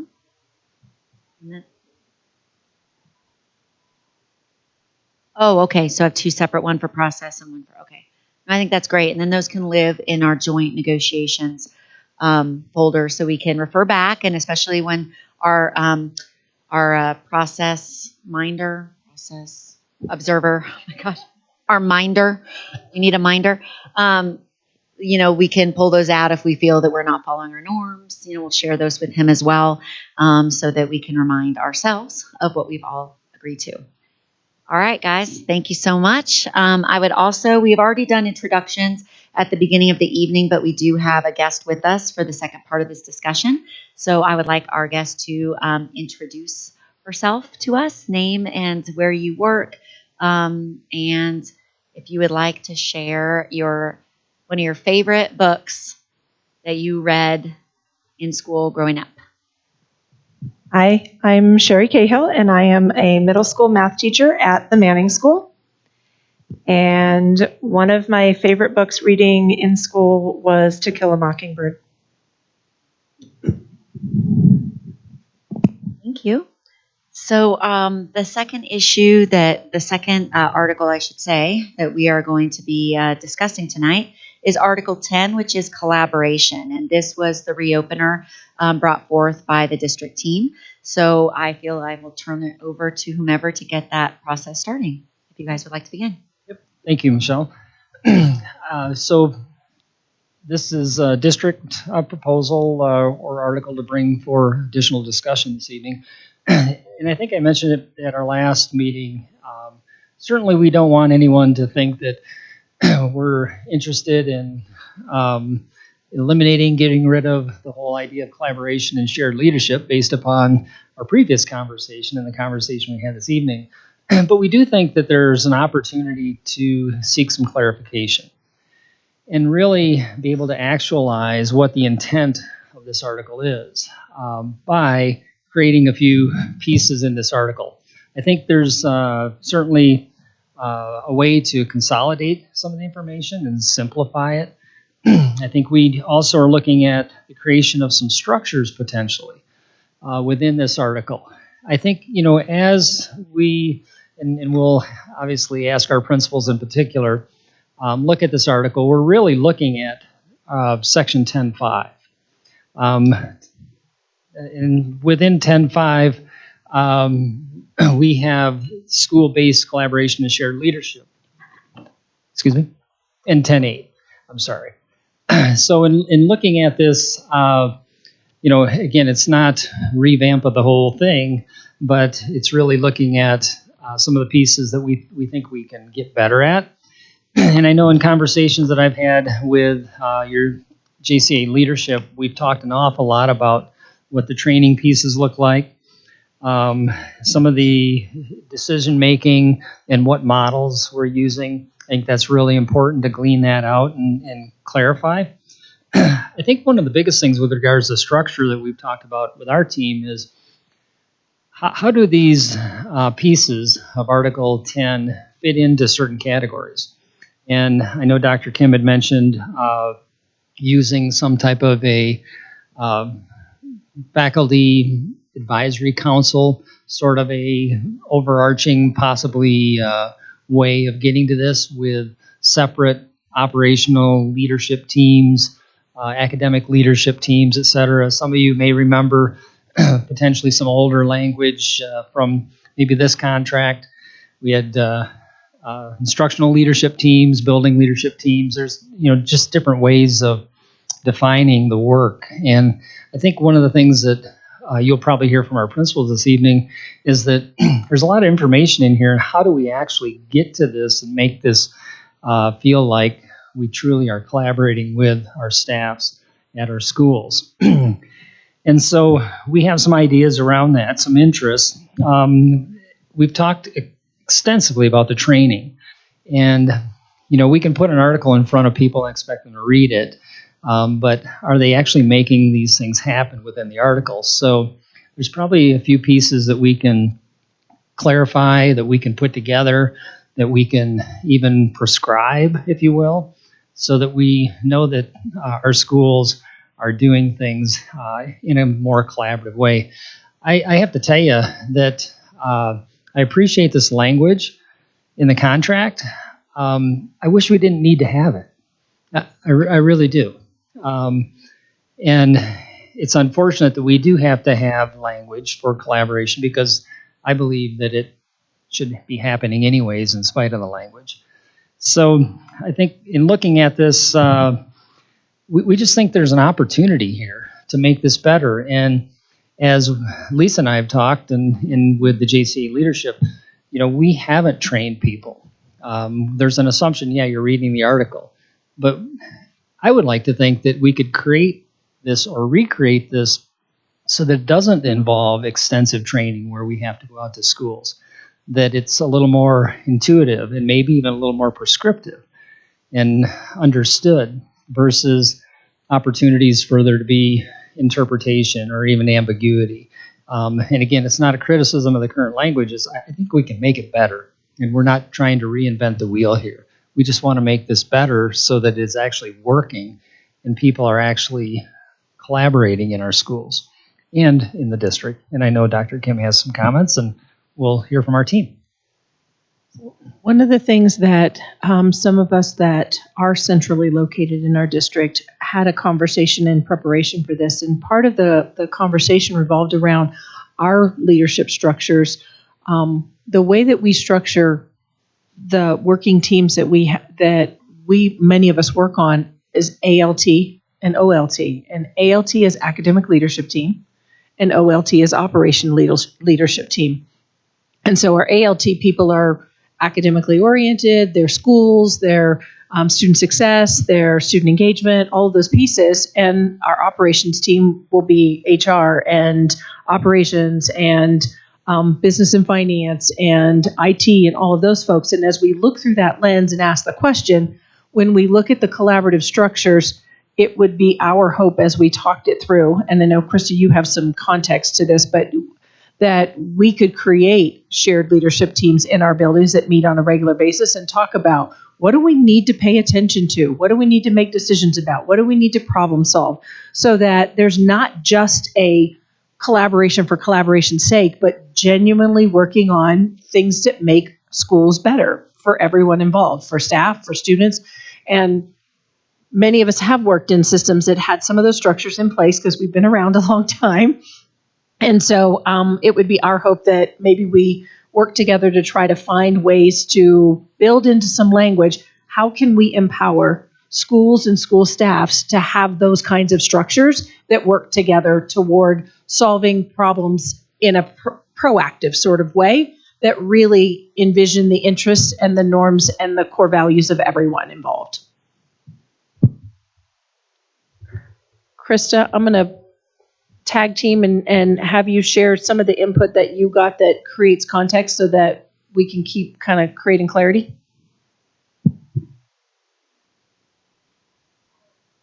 Is this on? Okay. One of the overall responses I received from elementary principals was just really the importance of the consistent and joint communication between Jcea and the district in Article 10. Just that common message. I think we've talked about that as a team here. That's the power to be able to move forward. And so I think that came through. That's really what principals were saying. Like when we hear stuff from our teachers, we're like, wait, what? So vice versa. So really getting that common message and that energy to be able to move forward. I think another piece that came up was, or maybe an interest in that would be consistent meetings even with building principals and their building AR rep if it's not happening. But again, that promotes that ongoing communication and partnership to do the work we need to do for kids. So it gets the support that teachers need to be able to do their work. And then a lot of the other comments were around the training came up. Most of the comments said from the principals were like, we haven't had any training or that has not been a piece of it. And so I think whether it's the training or even structures that then schools can, structures such as an academic team versus an operations team at every building, that then obviously schools can adapt to a little bit of their school culture, but that those would be established structures that every school had. And then structures of then how those teams operate to make sure they are getting that teacher voice, teacher perspective of all the staff members in their building to then be able to come back and make those decisions that impact them and their students on a daily basis. And then some structures around then what is that and transparency around those decisions. So there are some decisions that ultimately the administrator of the building has to make. There's some with input. There's some that that can be more collaborative and really come from staff. So I think just being really transparent or structures to be transparent with what kind of those decisions are and how those teams can have that feedback loop for staff.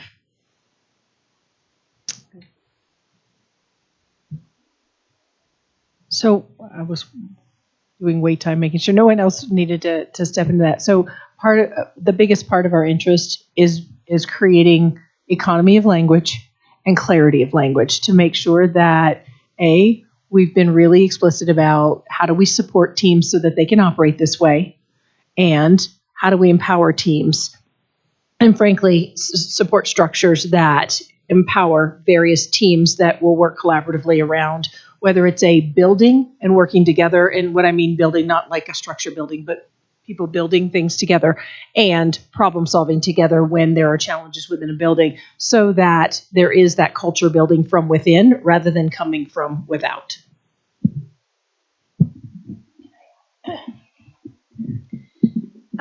So to get close to it, pencil. I loved the modeling, like you said. And so to that recommendation that Phil talked about around a building leadership team or a school leadership team, and then the ILT. So I'm looking at our current contract and some of the things that are included right now under specifically like 10.7, right? When we look at some of the things that, you know, this article is so big, and when we look at trying to get to some clarification and clarity so that we can think about those structures that Phil was talking about. When we think about things that potentially a building leadership team could do, we look at things like, for instance, this idea of school-based calendars, school schedules, scheduling, hiring, class configuration and size, local school expectations for grading and reporting. Those could be similar to what Dr. Kim was talking about around operations. And an ILT could do things like, how are we leading DDI with teachers? How are we planning and facilitating professional learning? What is our PLP plan, professional learning plan? As we look at our UIP and our student data, what is our action plan around that, so that we are thinking about our day, our professional learning time, our PLC time? How are we maintaining and improving systems so that we are supporting the learning of our students, the learning of our staff, so that we're leading academic achievement and instructional excellence for our students? Sometimes when you muddy those two up and you're doing both, it's hard to really focus on improving excellence for students, and because you're doing so much in one meeting that you can't really feel like you're gaining traction and moving the needle for students, or moving the needle for what you have to talk about in a committee that should be talking about class size and how are we reporting and those types of things. So really trying to think about how might we delineate those, because maybe it takes different decision making for those types of things and those issues. And so really being clear of what types of committees, what types of decisions are made in those committees because of the type of work that those committees do. Make sense? I'll just wrap us up with part of what we've heard in reaching out to all of our principals is there are places, to go back to Richard, your point in Article 5, there are places where this is happening really, really well. And there are places that it's not, and people feel like they don't have access and they don't have the ability to have that honest conversation or problem-solving conversation with their administrators. And so what our hope is that we can create the kind of language in this article that really gives guidance to schools around what the expectations are for that collaboration and how we share in the role of problem-solving and the building of culture in our schools.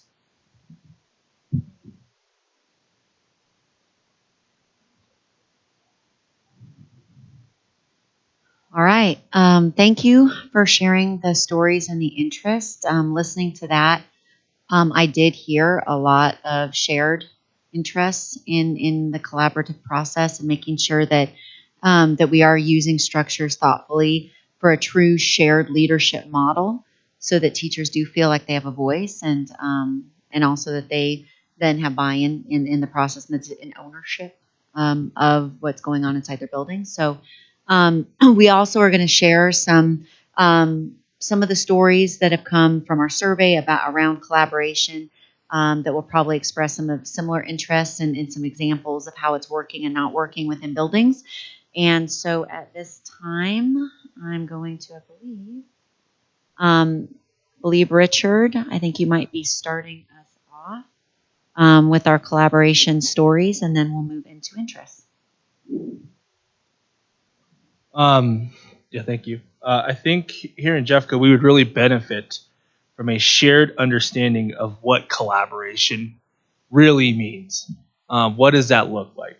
Lots of people think they have a collaborative model when it is I informed you of the decision and want you to sell it to the rest of the staff. Kendra? A number of years ago, my building leadership team, we went through a training that McCrell did here in the district called Success in Sight. And it was really beneficial for our staff. It helped us to establish that structure and process for our shared leadership. We structured our agendas to help manage our time and the work we were going to do. We established roles for our leadership team, and it spread to the committee work within our buildings. So I think we've established this shared leadership model where people know how things are going to operate and that they will have a voice in decisions that were made. And it was a dramatic improvement over what we thought was shared leadership before, and it really just lacked structure and process. So I would agree with Richard. We need to clearly define these things and help people to structure them. Thank you. And I'm going to turn it over now to Sherry Cahill. Thank you. So I'm in my 18th year teaching middle school math in Jefferson County Public Schools. And one thing that I know is collaboration is incredibly important. In my 18 years, I've been involved in some excellent collaborative structures and some not so great ones. Early in my teaching career, I didn't really give much thought to how decisions were made, whether they were school-based decisions, district-based decisions. I just knew the decisions were made and I had to do what was needed or what was decided.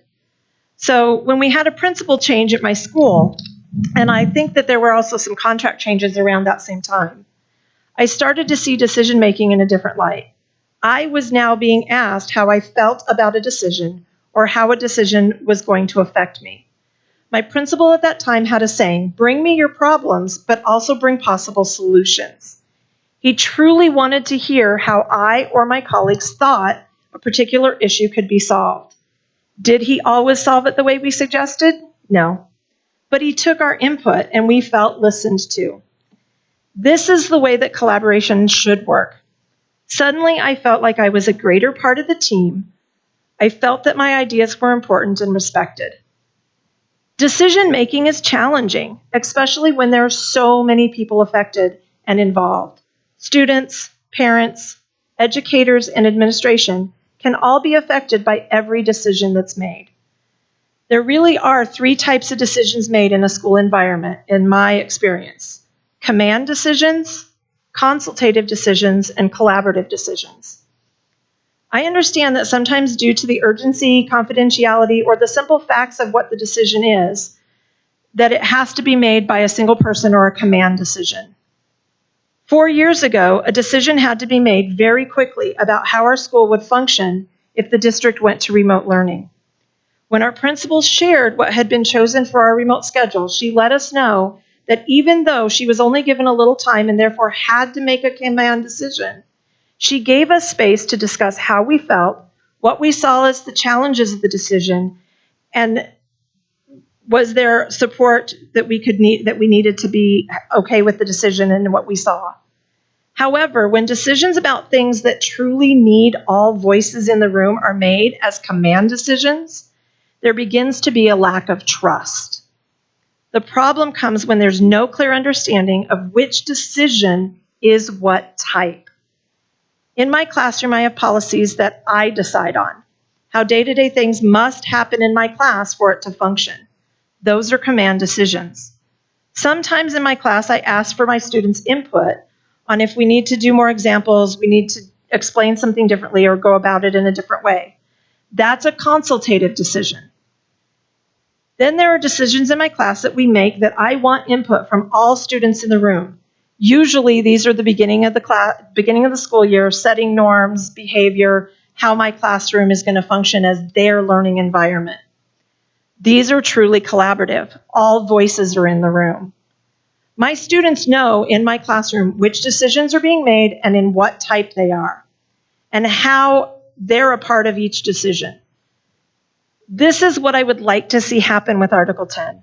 It should be clearly spelled out what decisions are what type.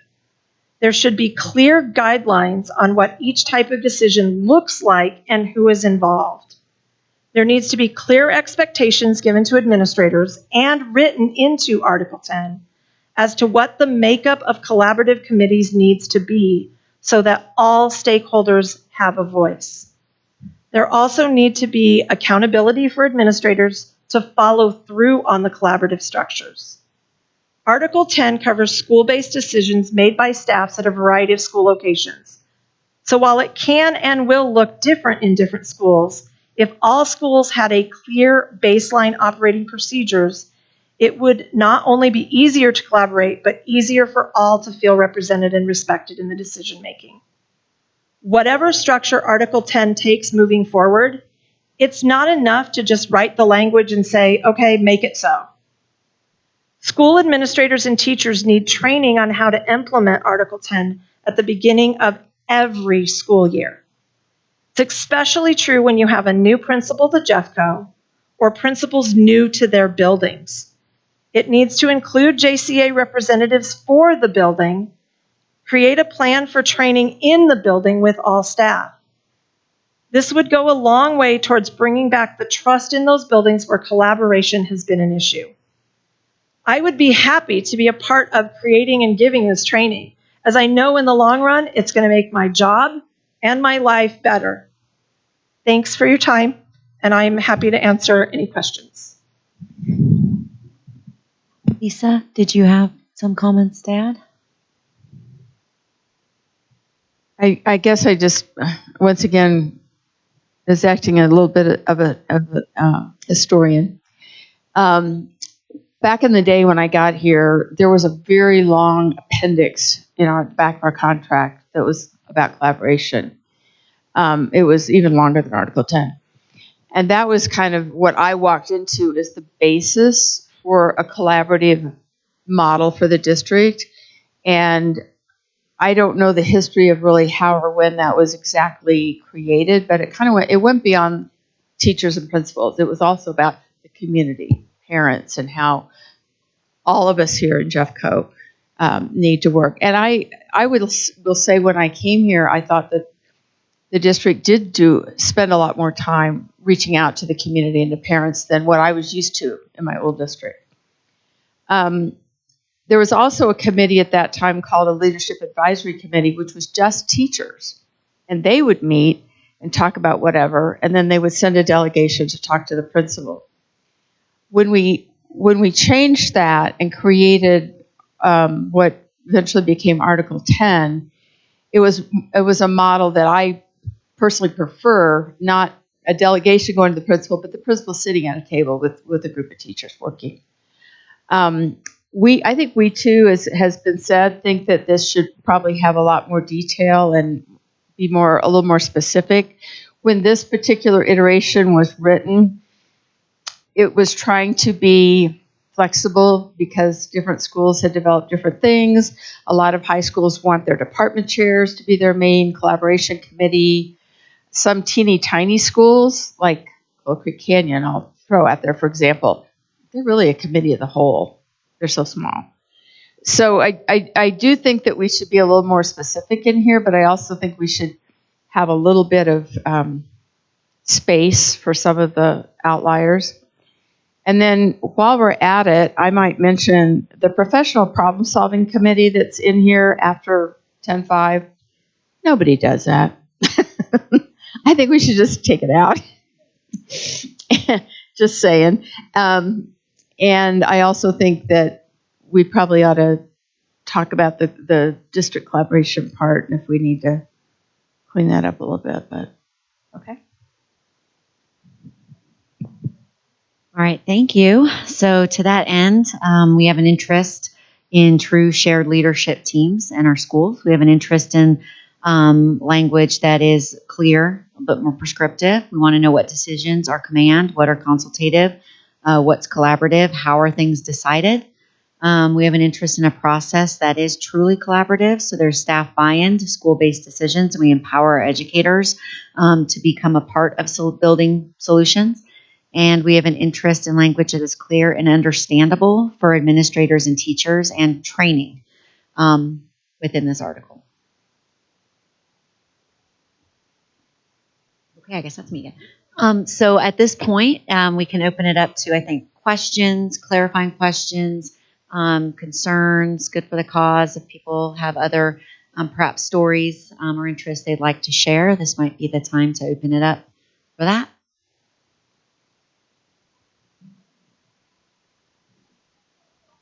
Liza?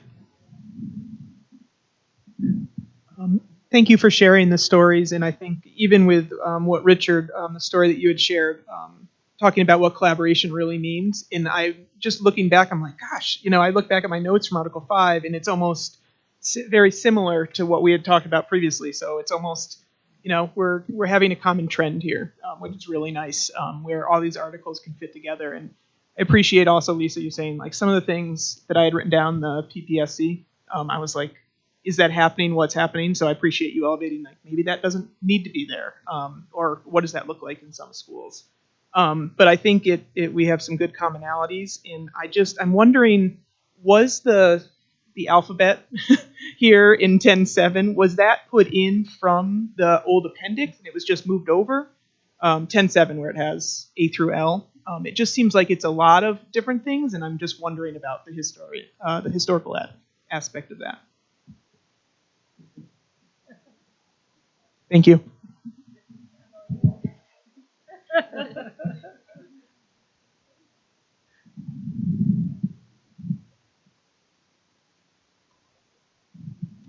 All right. So at North Arvada this year, you guys are saying PPSC, but we actually just started a PPSC committee this year at our school. And so what we did is, so ILAT is our leadership team that is comprised of our department chairs. And so PPSC, we were finding that last year, like our ILAT was getting bogged down with academic and behavioral problems at the school. So we created this PPSC, which is comprised of teachers and our principal. I think, and what makes it difficult with PPSC this year is, well, one, it's the first time in a long time that North Arvada's had like a committee like this, so we kind of spin our wheels trying to figure it out. Two, it's like I almost feel like schools are left to kind of try to figure out like this behavior issues that go on in the building, and coming up with you also restructuring like your P&I manual as well. You're kind of building the airplane while like trying to fly it as well. It feels like one of those scenarios. What I will say with that is the frequency of time that PPSC actually needs to meet. And when I go to my principal, I'm like, we should get a stipend, like ILAC gets a stipend or something like that. It's like, well, there's no money for that. It's like, because sometimes it feels like we should be meeting just as much as ILAT meets, because we're trying to really problem solve and come up with some unique solutions to in building structures and routines for students to set them up for success. Yeah.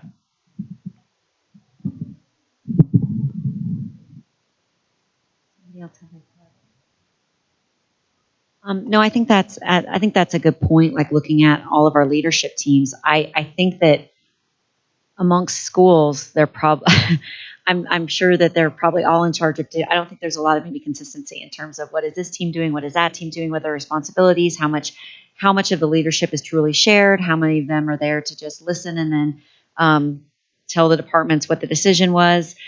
So I do think there is a lack of consistency, and again, because I don't think we've made a point of saying, okay, this team does this, and here's what they're responsible for, and here's how we communicate that, and we train everybody, once a year. I think that would lead to less confusion. Rob? I think in terms of what was presented to us, I'm looking forward to what language you have. It's tough on the one hand to say much until I see the language, because it's hard to react to something that I don't know exactly what's there.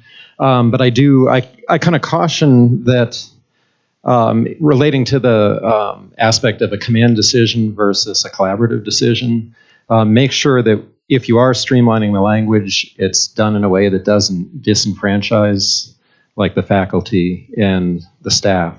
I think if some of these decisions that had traditionally been collaborative or should be collaborative, I know that there are decisions made that probably should be collaborative even with this contract that have been done command-wise. When that happens, my experience is if there is a command decision that should have been collaborative, then the faculty doesn't buy in. And when the faculty doesn't buy in, it's unsuccessful, and then it ends up with a lot of hard feelings all around. The goal isn't achieved, and then people spin their wheels, or spin wheels for years on end trying to deal with the consequences of that. So I don't know. It's hard to say too much concrete until we see the language, but I guess be cognizant of that. Thank you. I'm going to go, so Stephanie, and then Kim, and then Monica. And then Krista.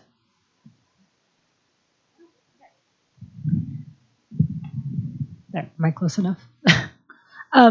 So I would say one of the things is I've always worked in elementary schools where and all of them never had an AP. So the principal and I usually worked very closely together on many, many things. And oftentimes, became a confidant for them. And the unique view I have in this is that I don't think I've never worked, and I've worked with a ton of admin in my career. And I don't think any of them intentionally are not collaborative. I think it comes down to the leadership skill and style, and where the collaboration breaks down is when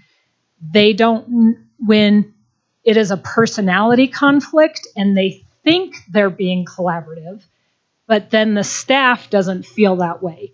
And I think that it would be really helpful if there was a way that the staff could confidentially reach out, because it's hard to address somebody and be like, you're not being collaborative. And they're like, yes, I am. And you're like, no, you're not. They don't understand. And it's really hard to support that work. So I don't know if that's in a training or if it's a way that staff could not rat out their principal, but in a true, I don't know how to help them understand you're not being collaborative, because a lot of times they think they are and they're not. And it's an unintended thing. I think they truly do care about their staff. They love them. They want to try. For the most part, I know there's not some, but for the most part, I think it really truly comes down to I think I am, and it's more of a personality trait that needs to shift. Does that make sense? Right, Kim? Oh, sorry. No, it's okay. I think you're right. I think it goes back to, I think, Richard, you were the one that's saying it. Teams need training. Teams need to learn together. Teams need an annual reminder of this is what collaboration looks like, walks like, feels like, and talks like. And this is how we do it. And again, we create these lists of all these different ways that we need training, and we're going to have to prioritize and figure out how we use our time well to make that happen. But if we expect people to do this well and do it together, it has to happen. I also, I want to let us all kind of step back up to the balcony for just a second, though, and say, guys, we've just experienced 3.5 years. They're different than any other years any of us have experienced in all of our careers. And as we think about that, there were collaborative structures. Lisa, I love the historian perspective, because there were collaborative structures and some people were doing it really, really well. And, it's just not the same when you're all not together. And it's not the same when you're in and out and in and out. And, many of us had different experiences, whether we were on Teams or on Zoom. And if one more person asked me if my microphone was muted, I think my head was going to explode. But in all seriousness, as we did that, we made it through. We navigated, we persevered through that, and now we're having to recreate these structures so that we can work together. And so we're at that really unique place that I think we can take it and say, gee, let's stand back and look at what collaborative structures really worked for us. Can we capture those? And what didn't? And let's burn them. Let's get to a place where we say, you know what, we're just not going to do that anymore. We're going to do it this way. Because nothing is what it was 5 years ago. And we have an opportunity to be bigger, smarter, faster now than we were then. And so I think it's a great opportunity for us to work together and build that language that you talked about, Rob. Monica, you were next, and then Krista, and then Amanda. It's already on. In that effort to go from good to great, I'm thinking about what I'm hearing is like from the beginning of this afternoon to now is just this need for common language. And that alone can help us grow. I think about, and also like open to enough that allows different schools to be different, right? So I think about the school example you gave that is escaping me now because it's 7:35. The small school example, Clear Creek, Coal Creek, or Coal Creek, yeah. I think, or even Richard, when you were talking about it was like scrap PSSR, that's the language, or PPSR. It's okay. You're with me. Okay. Y'all are with me. Or don't, because we're using it. It's, what is the common language that we want to use for committees? What is the common language we want to use for decision making? And, if we can come to agreement, and then how do we get to training around that so that we can have that common language, we can reset, because we aren't living in the same place that we were living in years past. So I really like that idea, and I think that when we can propose some language and write both some language together, we have some language that we'd like to propose, but what also can we propose together? Because I don't think it has to be a like us them in that. It could be we can like model that collaborative culture also. And I'll just piggy back on what Monica said, connecting with Richard and Rob and Sherry. I think when those write, that communication is clear and we have that common language and some common structures with that flexibility, I think the shift goes from creating buy-in to ownership. And so to me, when you have to create buy-in, you automatically give the ability to opt out. And we don't want to opt out for our kids. And so if you really think if the right structures and language and pieces are in place, it's that ownership on every level, from teachers to parents to administrator to the district, that district and even element or school level. And so I think that just shifts it to the ownership for everyone. So I think that's just kind of a perspective to bring to the table. I just also wanted to connect to what Stephanie said around having the spirit of collaboration and thinking that we're doing the right thing, right? And thank you, I appreciate that. Stephanie, you and I work together. But something also that Sherry said that I wanted to connect to was that I often think about is when people get frustrated with the lack of collaboration, it's because they're not getting their way. But what Sherry said really resonated with me is that sometimes you're not going to get the answer you want, but just the fact that you were asked and to give the input and that input was valued and actually taken into consideration, I think that is the spirit of collaboration, right? Even when the answer isn't the answer that you wanted, which is irritating and frustrating. Interestingly, I actually talked to a principal today who told me that she wanted one decision and her whole staff wanted another decision. And although she knew it was probably best, she went with her staff and chose what they wanted because they said, no, we want this right now. She's like, I don't think you do, but okay, we'll go that way. And so sometimes even the leader, who's the decision maker, oftentimes isn't going to have the outcome that they thought or wanted based on the input they received. So, Lisa? Before the pandemic, when we did do some training on this with principals, one summer, Ariane Berger and I did an AR training. We did the same training with principals. And one of the things that we acknowledged in the training with principals, that I don't know if it belongs in contract language, but it's that, principals work hard to become principals.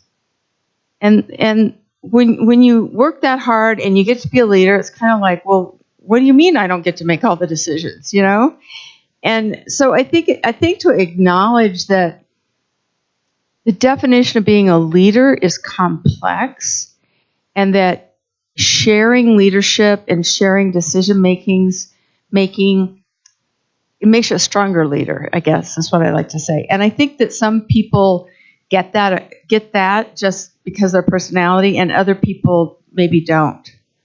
And trying to convince people that you're stronger with than in the union world, we talk about what's a leader, because we're looking for leaders all the time in our work, and a leader has followers. That's what a leader is. So if you're making decisions on your own that your staff isn't agreeing with or didn't get a voice in, you're not going to really have any followers. They may show up to work every day, and they may grudgingly do kind of what you wanted them to do, but you don't really have followers. So anyway, and then I'll do one more little philosophical thing.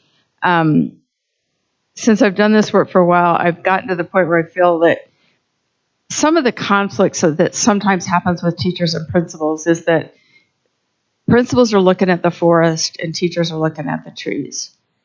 And they're both really valid perspectives. But we kind of need to talk about that, that it is a different perspective. And principals sometimes need to realize, okay, I need to go in that classroom with that teacher and look at the tree she's looking at to see why she's upset with what I decided because I was looking at the forest.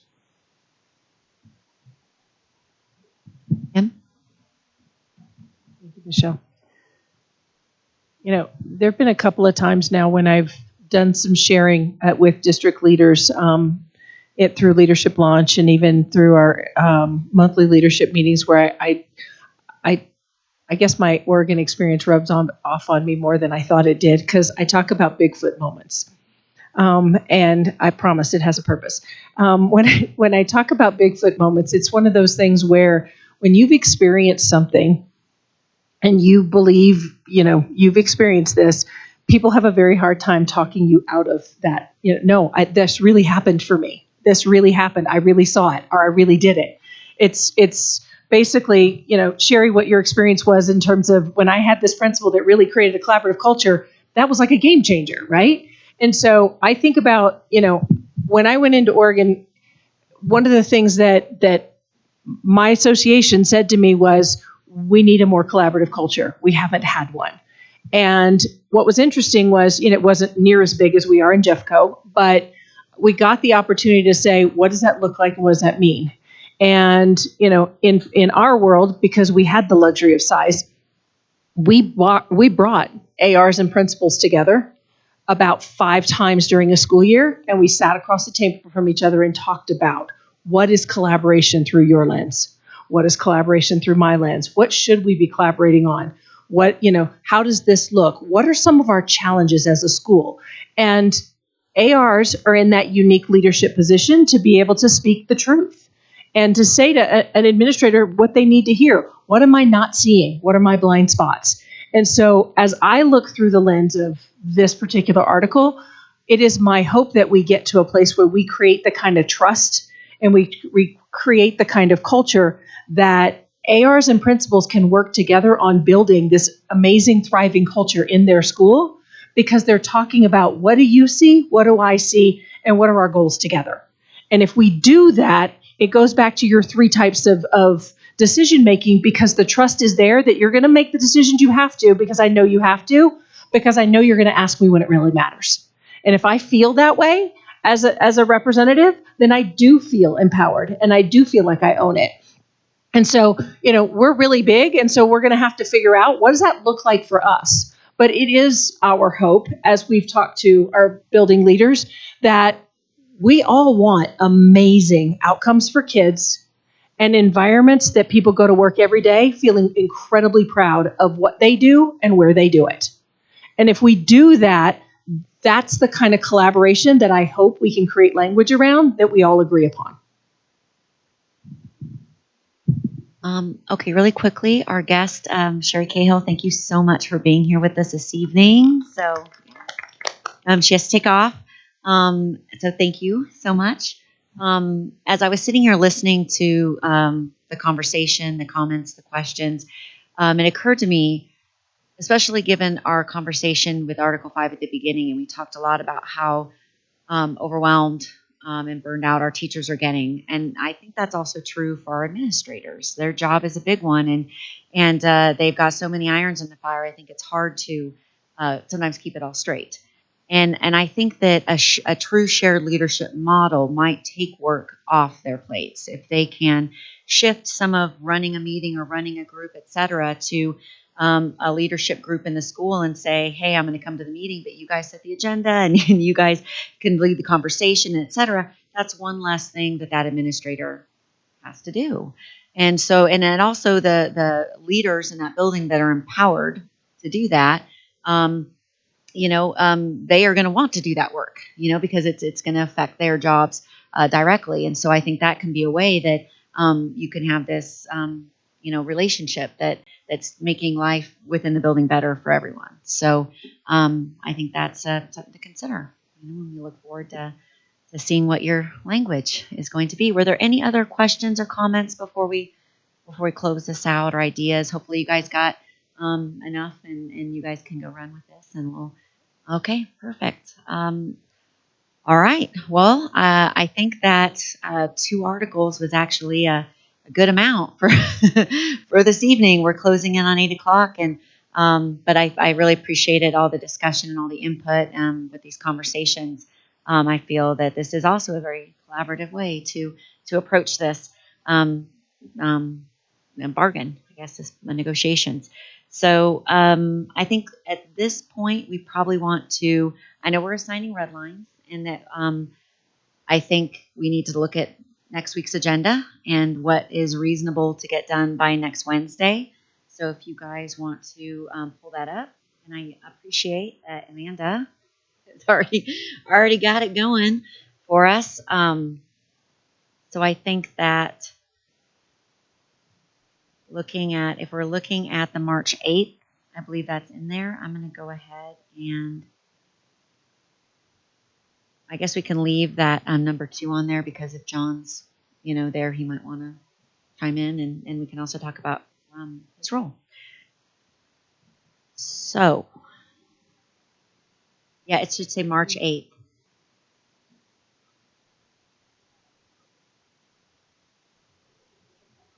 It's in our.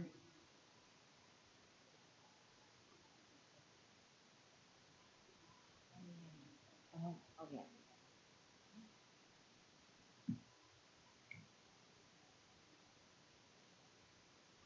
We can take off number 3, correct?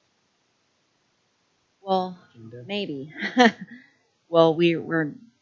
I'm going to let you speak to that. Yeah, I think the plan is Rob has already had communications with Xander Cashew with JESPA, and we're hopeful to find out from them whether they can join us on Thursday the 8th. And if it won't be the 8th, it'll be maybe the 16th, since we don't have another bargaining session with them until the 30th. Yeah, and I just checked. I have not yet heard anything from JESPA at this point.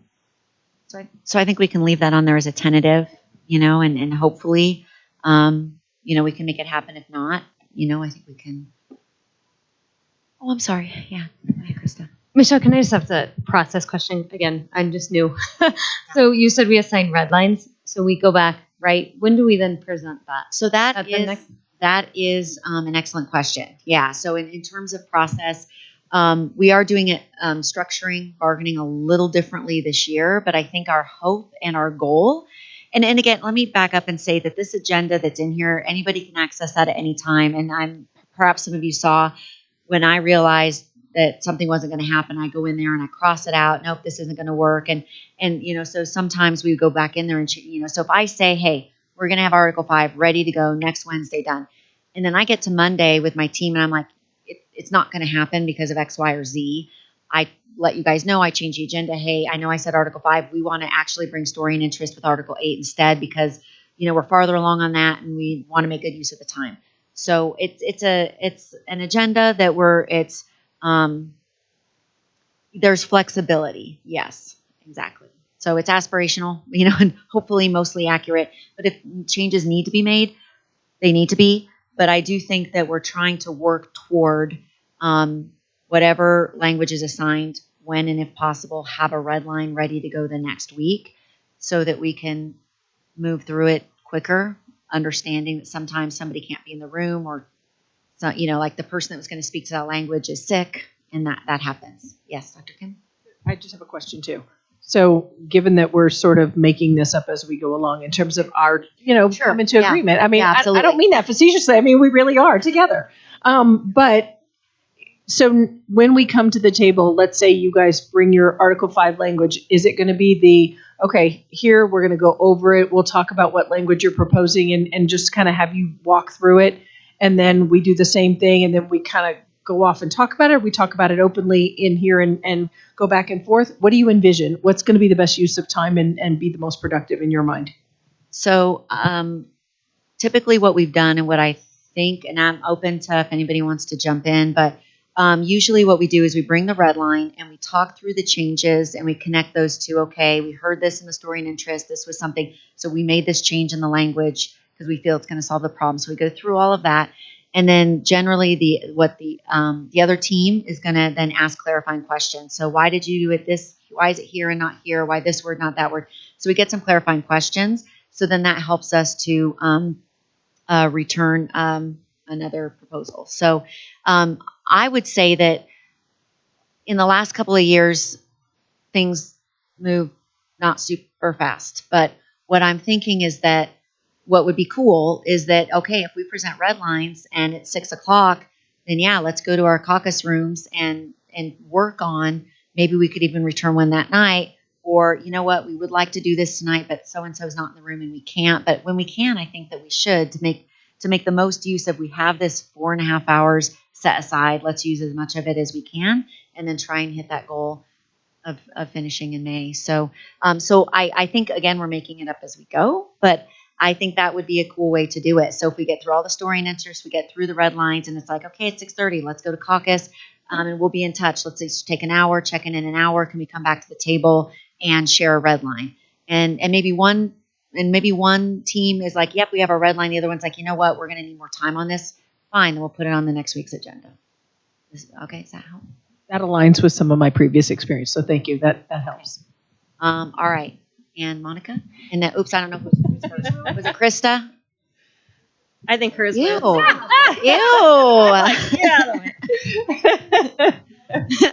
Yeah, I'd like to revisit the norms, please. I know.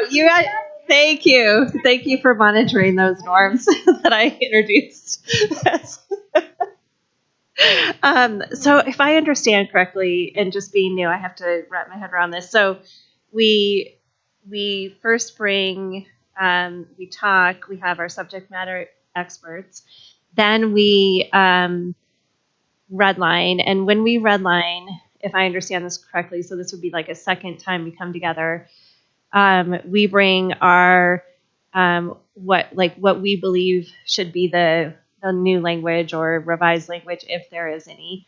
And are we then like in public saying this is what we think the language should be? So we might be going like 5-1. Was our proposal. We each share, and then when we're caucusing, we're doing that. We're not doing that together.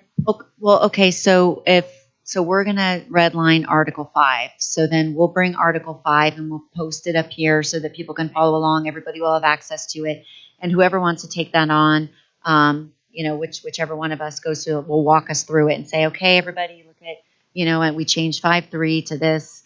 for this reason. And we walk through all of the changes that our team has made. At that point, you would say, okay, tell me more about why you changed that language in 5.3. I just want to understand that. And so you would ask all the questions you have, and then now that language is kicked into your court. And so if you went to caucus, then you take a look at what our red line was and say, okay, we could accept these changes. This one, I don't know if we like the wording. We're going to change that around. And then you provide so I guess, yeah, so then that would be, we're going to bring our alpha, and then you would bring the beta, and then Charlie, delta, et cetera, until we're in agreement. Okay. Thank you for clarifying. Yeah, of course. Oh, I'm sorry. Wait. Oh, sorry, Rob. I would just add that in some situations, though, if there's agreement, we have talked at the table and made changes collaboratively during the conversation. Yeah. So that that's a possibility too. It doesn't have to be us, then you, then us, then you. It can be we think it should be this, and if we both agree, go. Yeah, we can change that, and you change. Is that good? Okay, we're good. Yeah, and that happens more so maybe by the time you get a couple iterations, and some of that can just be done right at the table. Yeah, absolutely. Lisa? Dale and I have been working with some athletic coaches and sponsors because we want to make some changes to that schedule and actually get some language around how it works. I can't remember, Dale, I mean, not everybody was there the last meeting, but I just wanted to put out there, Michelle, that we might be able to get a small group of them to come the 8th or the 16th to just start the conversation about, the story basically of, what's wrong with our schedule. What are some of the problems people have seen because we have absolutely no language about how coaches are selected, how they're dismissed, how they're evaluated, when they're paid. I mean, it's just, there's nothing. So that's potentially the 8th or the 16th, and I can let you know after I hear back from the people that we've been talking to. I think, just based on our last meeting on Monday, I think that there were 2 that said they could come on the 8th, but I think there's only 1 or maybe none of them could come on the 16th. Yeah, but I think it was 2 said they could come on the 8th, and we've definitely got stories and interest on that.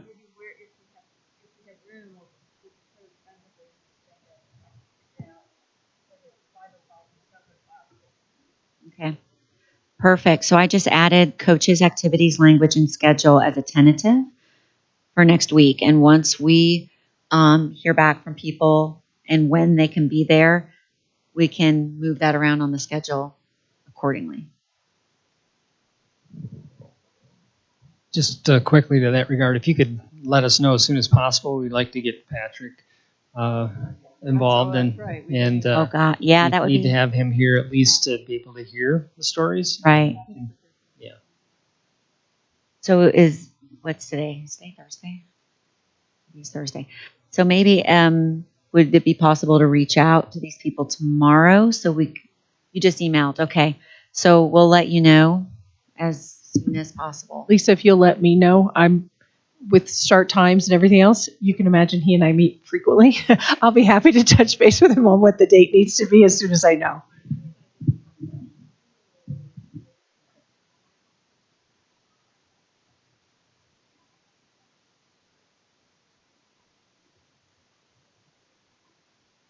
Okay. So where we're at now, we have a tentative benefit, story and interest, tentative coaches, activities, language, and schedule, a red line from JCEA for Article 5, a red line from the district for Article 10.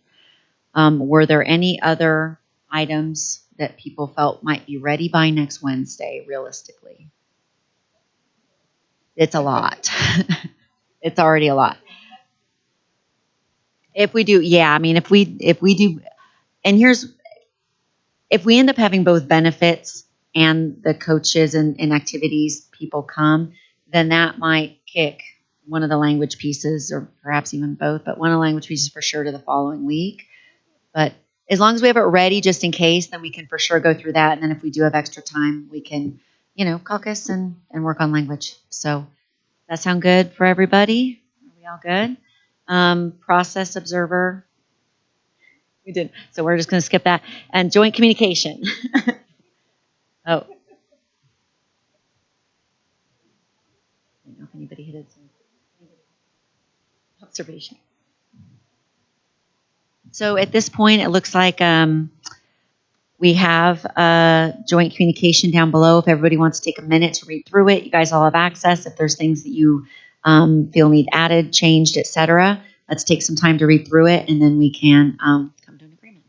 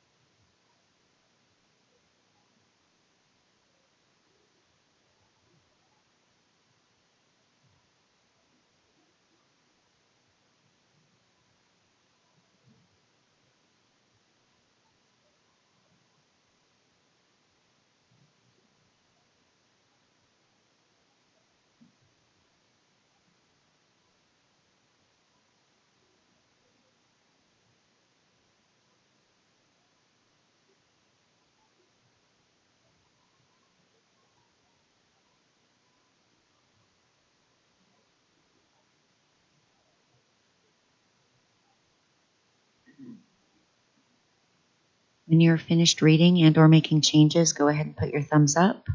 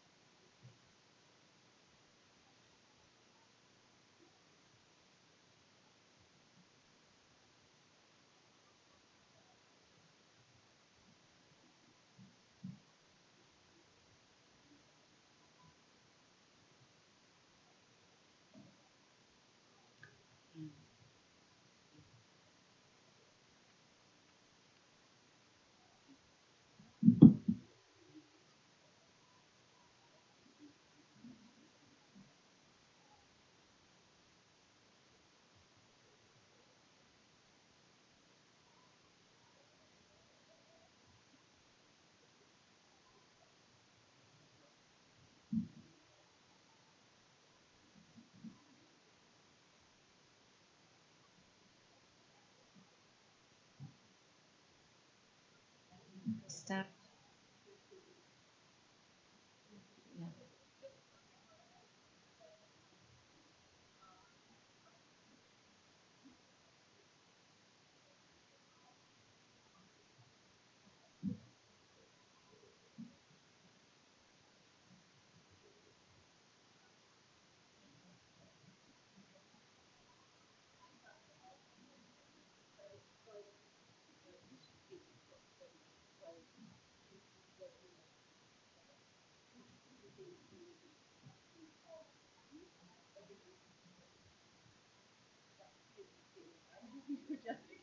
Okay, I was just like, wait, So maybe annual training at the start of the year as opposed to continuously throughout the year?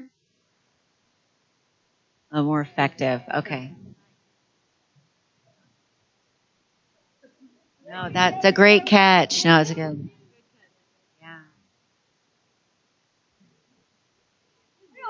we want to avoid that training because it's just right here. It's going to be clear as mud right here. All right. Are we all good with our joint statements? All right. Thank you, everybody, so much for your time. And we'll see you all next week at 4:30 at JCEA. All right.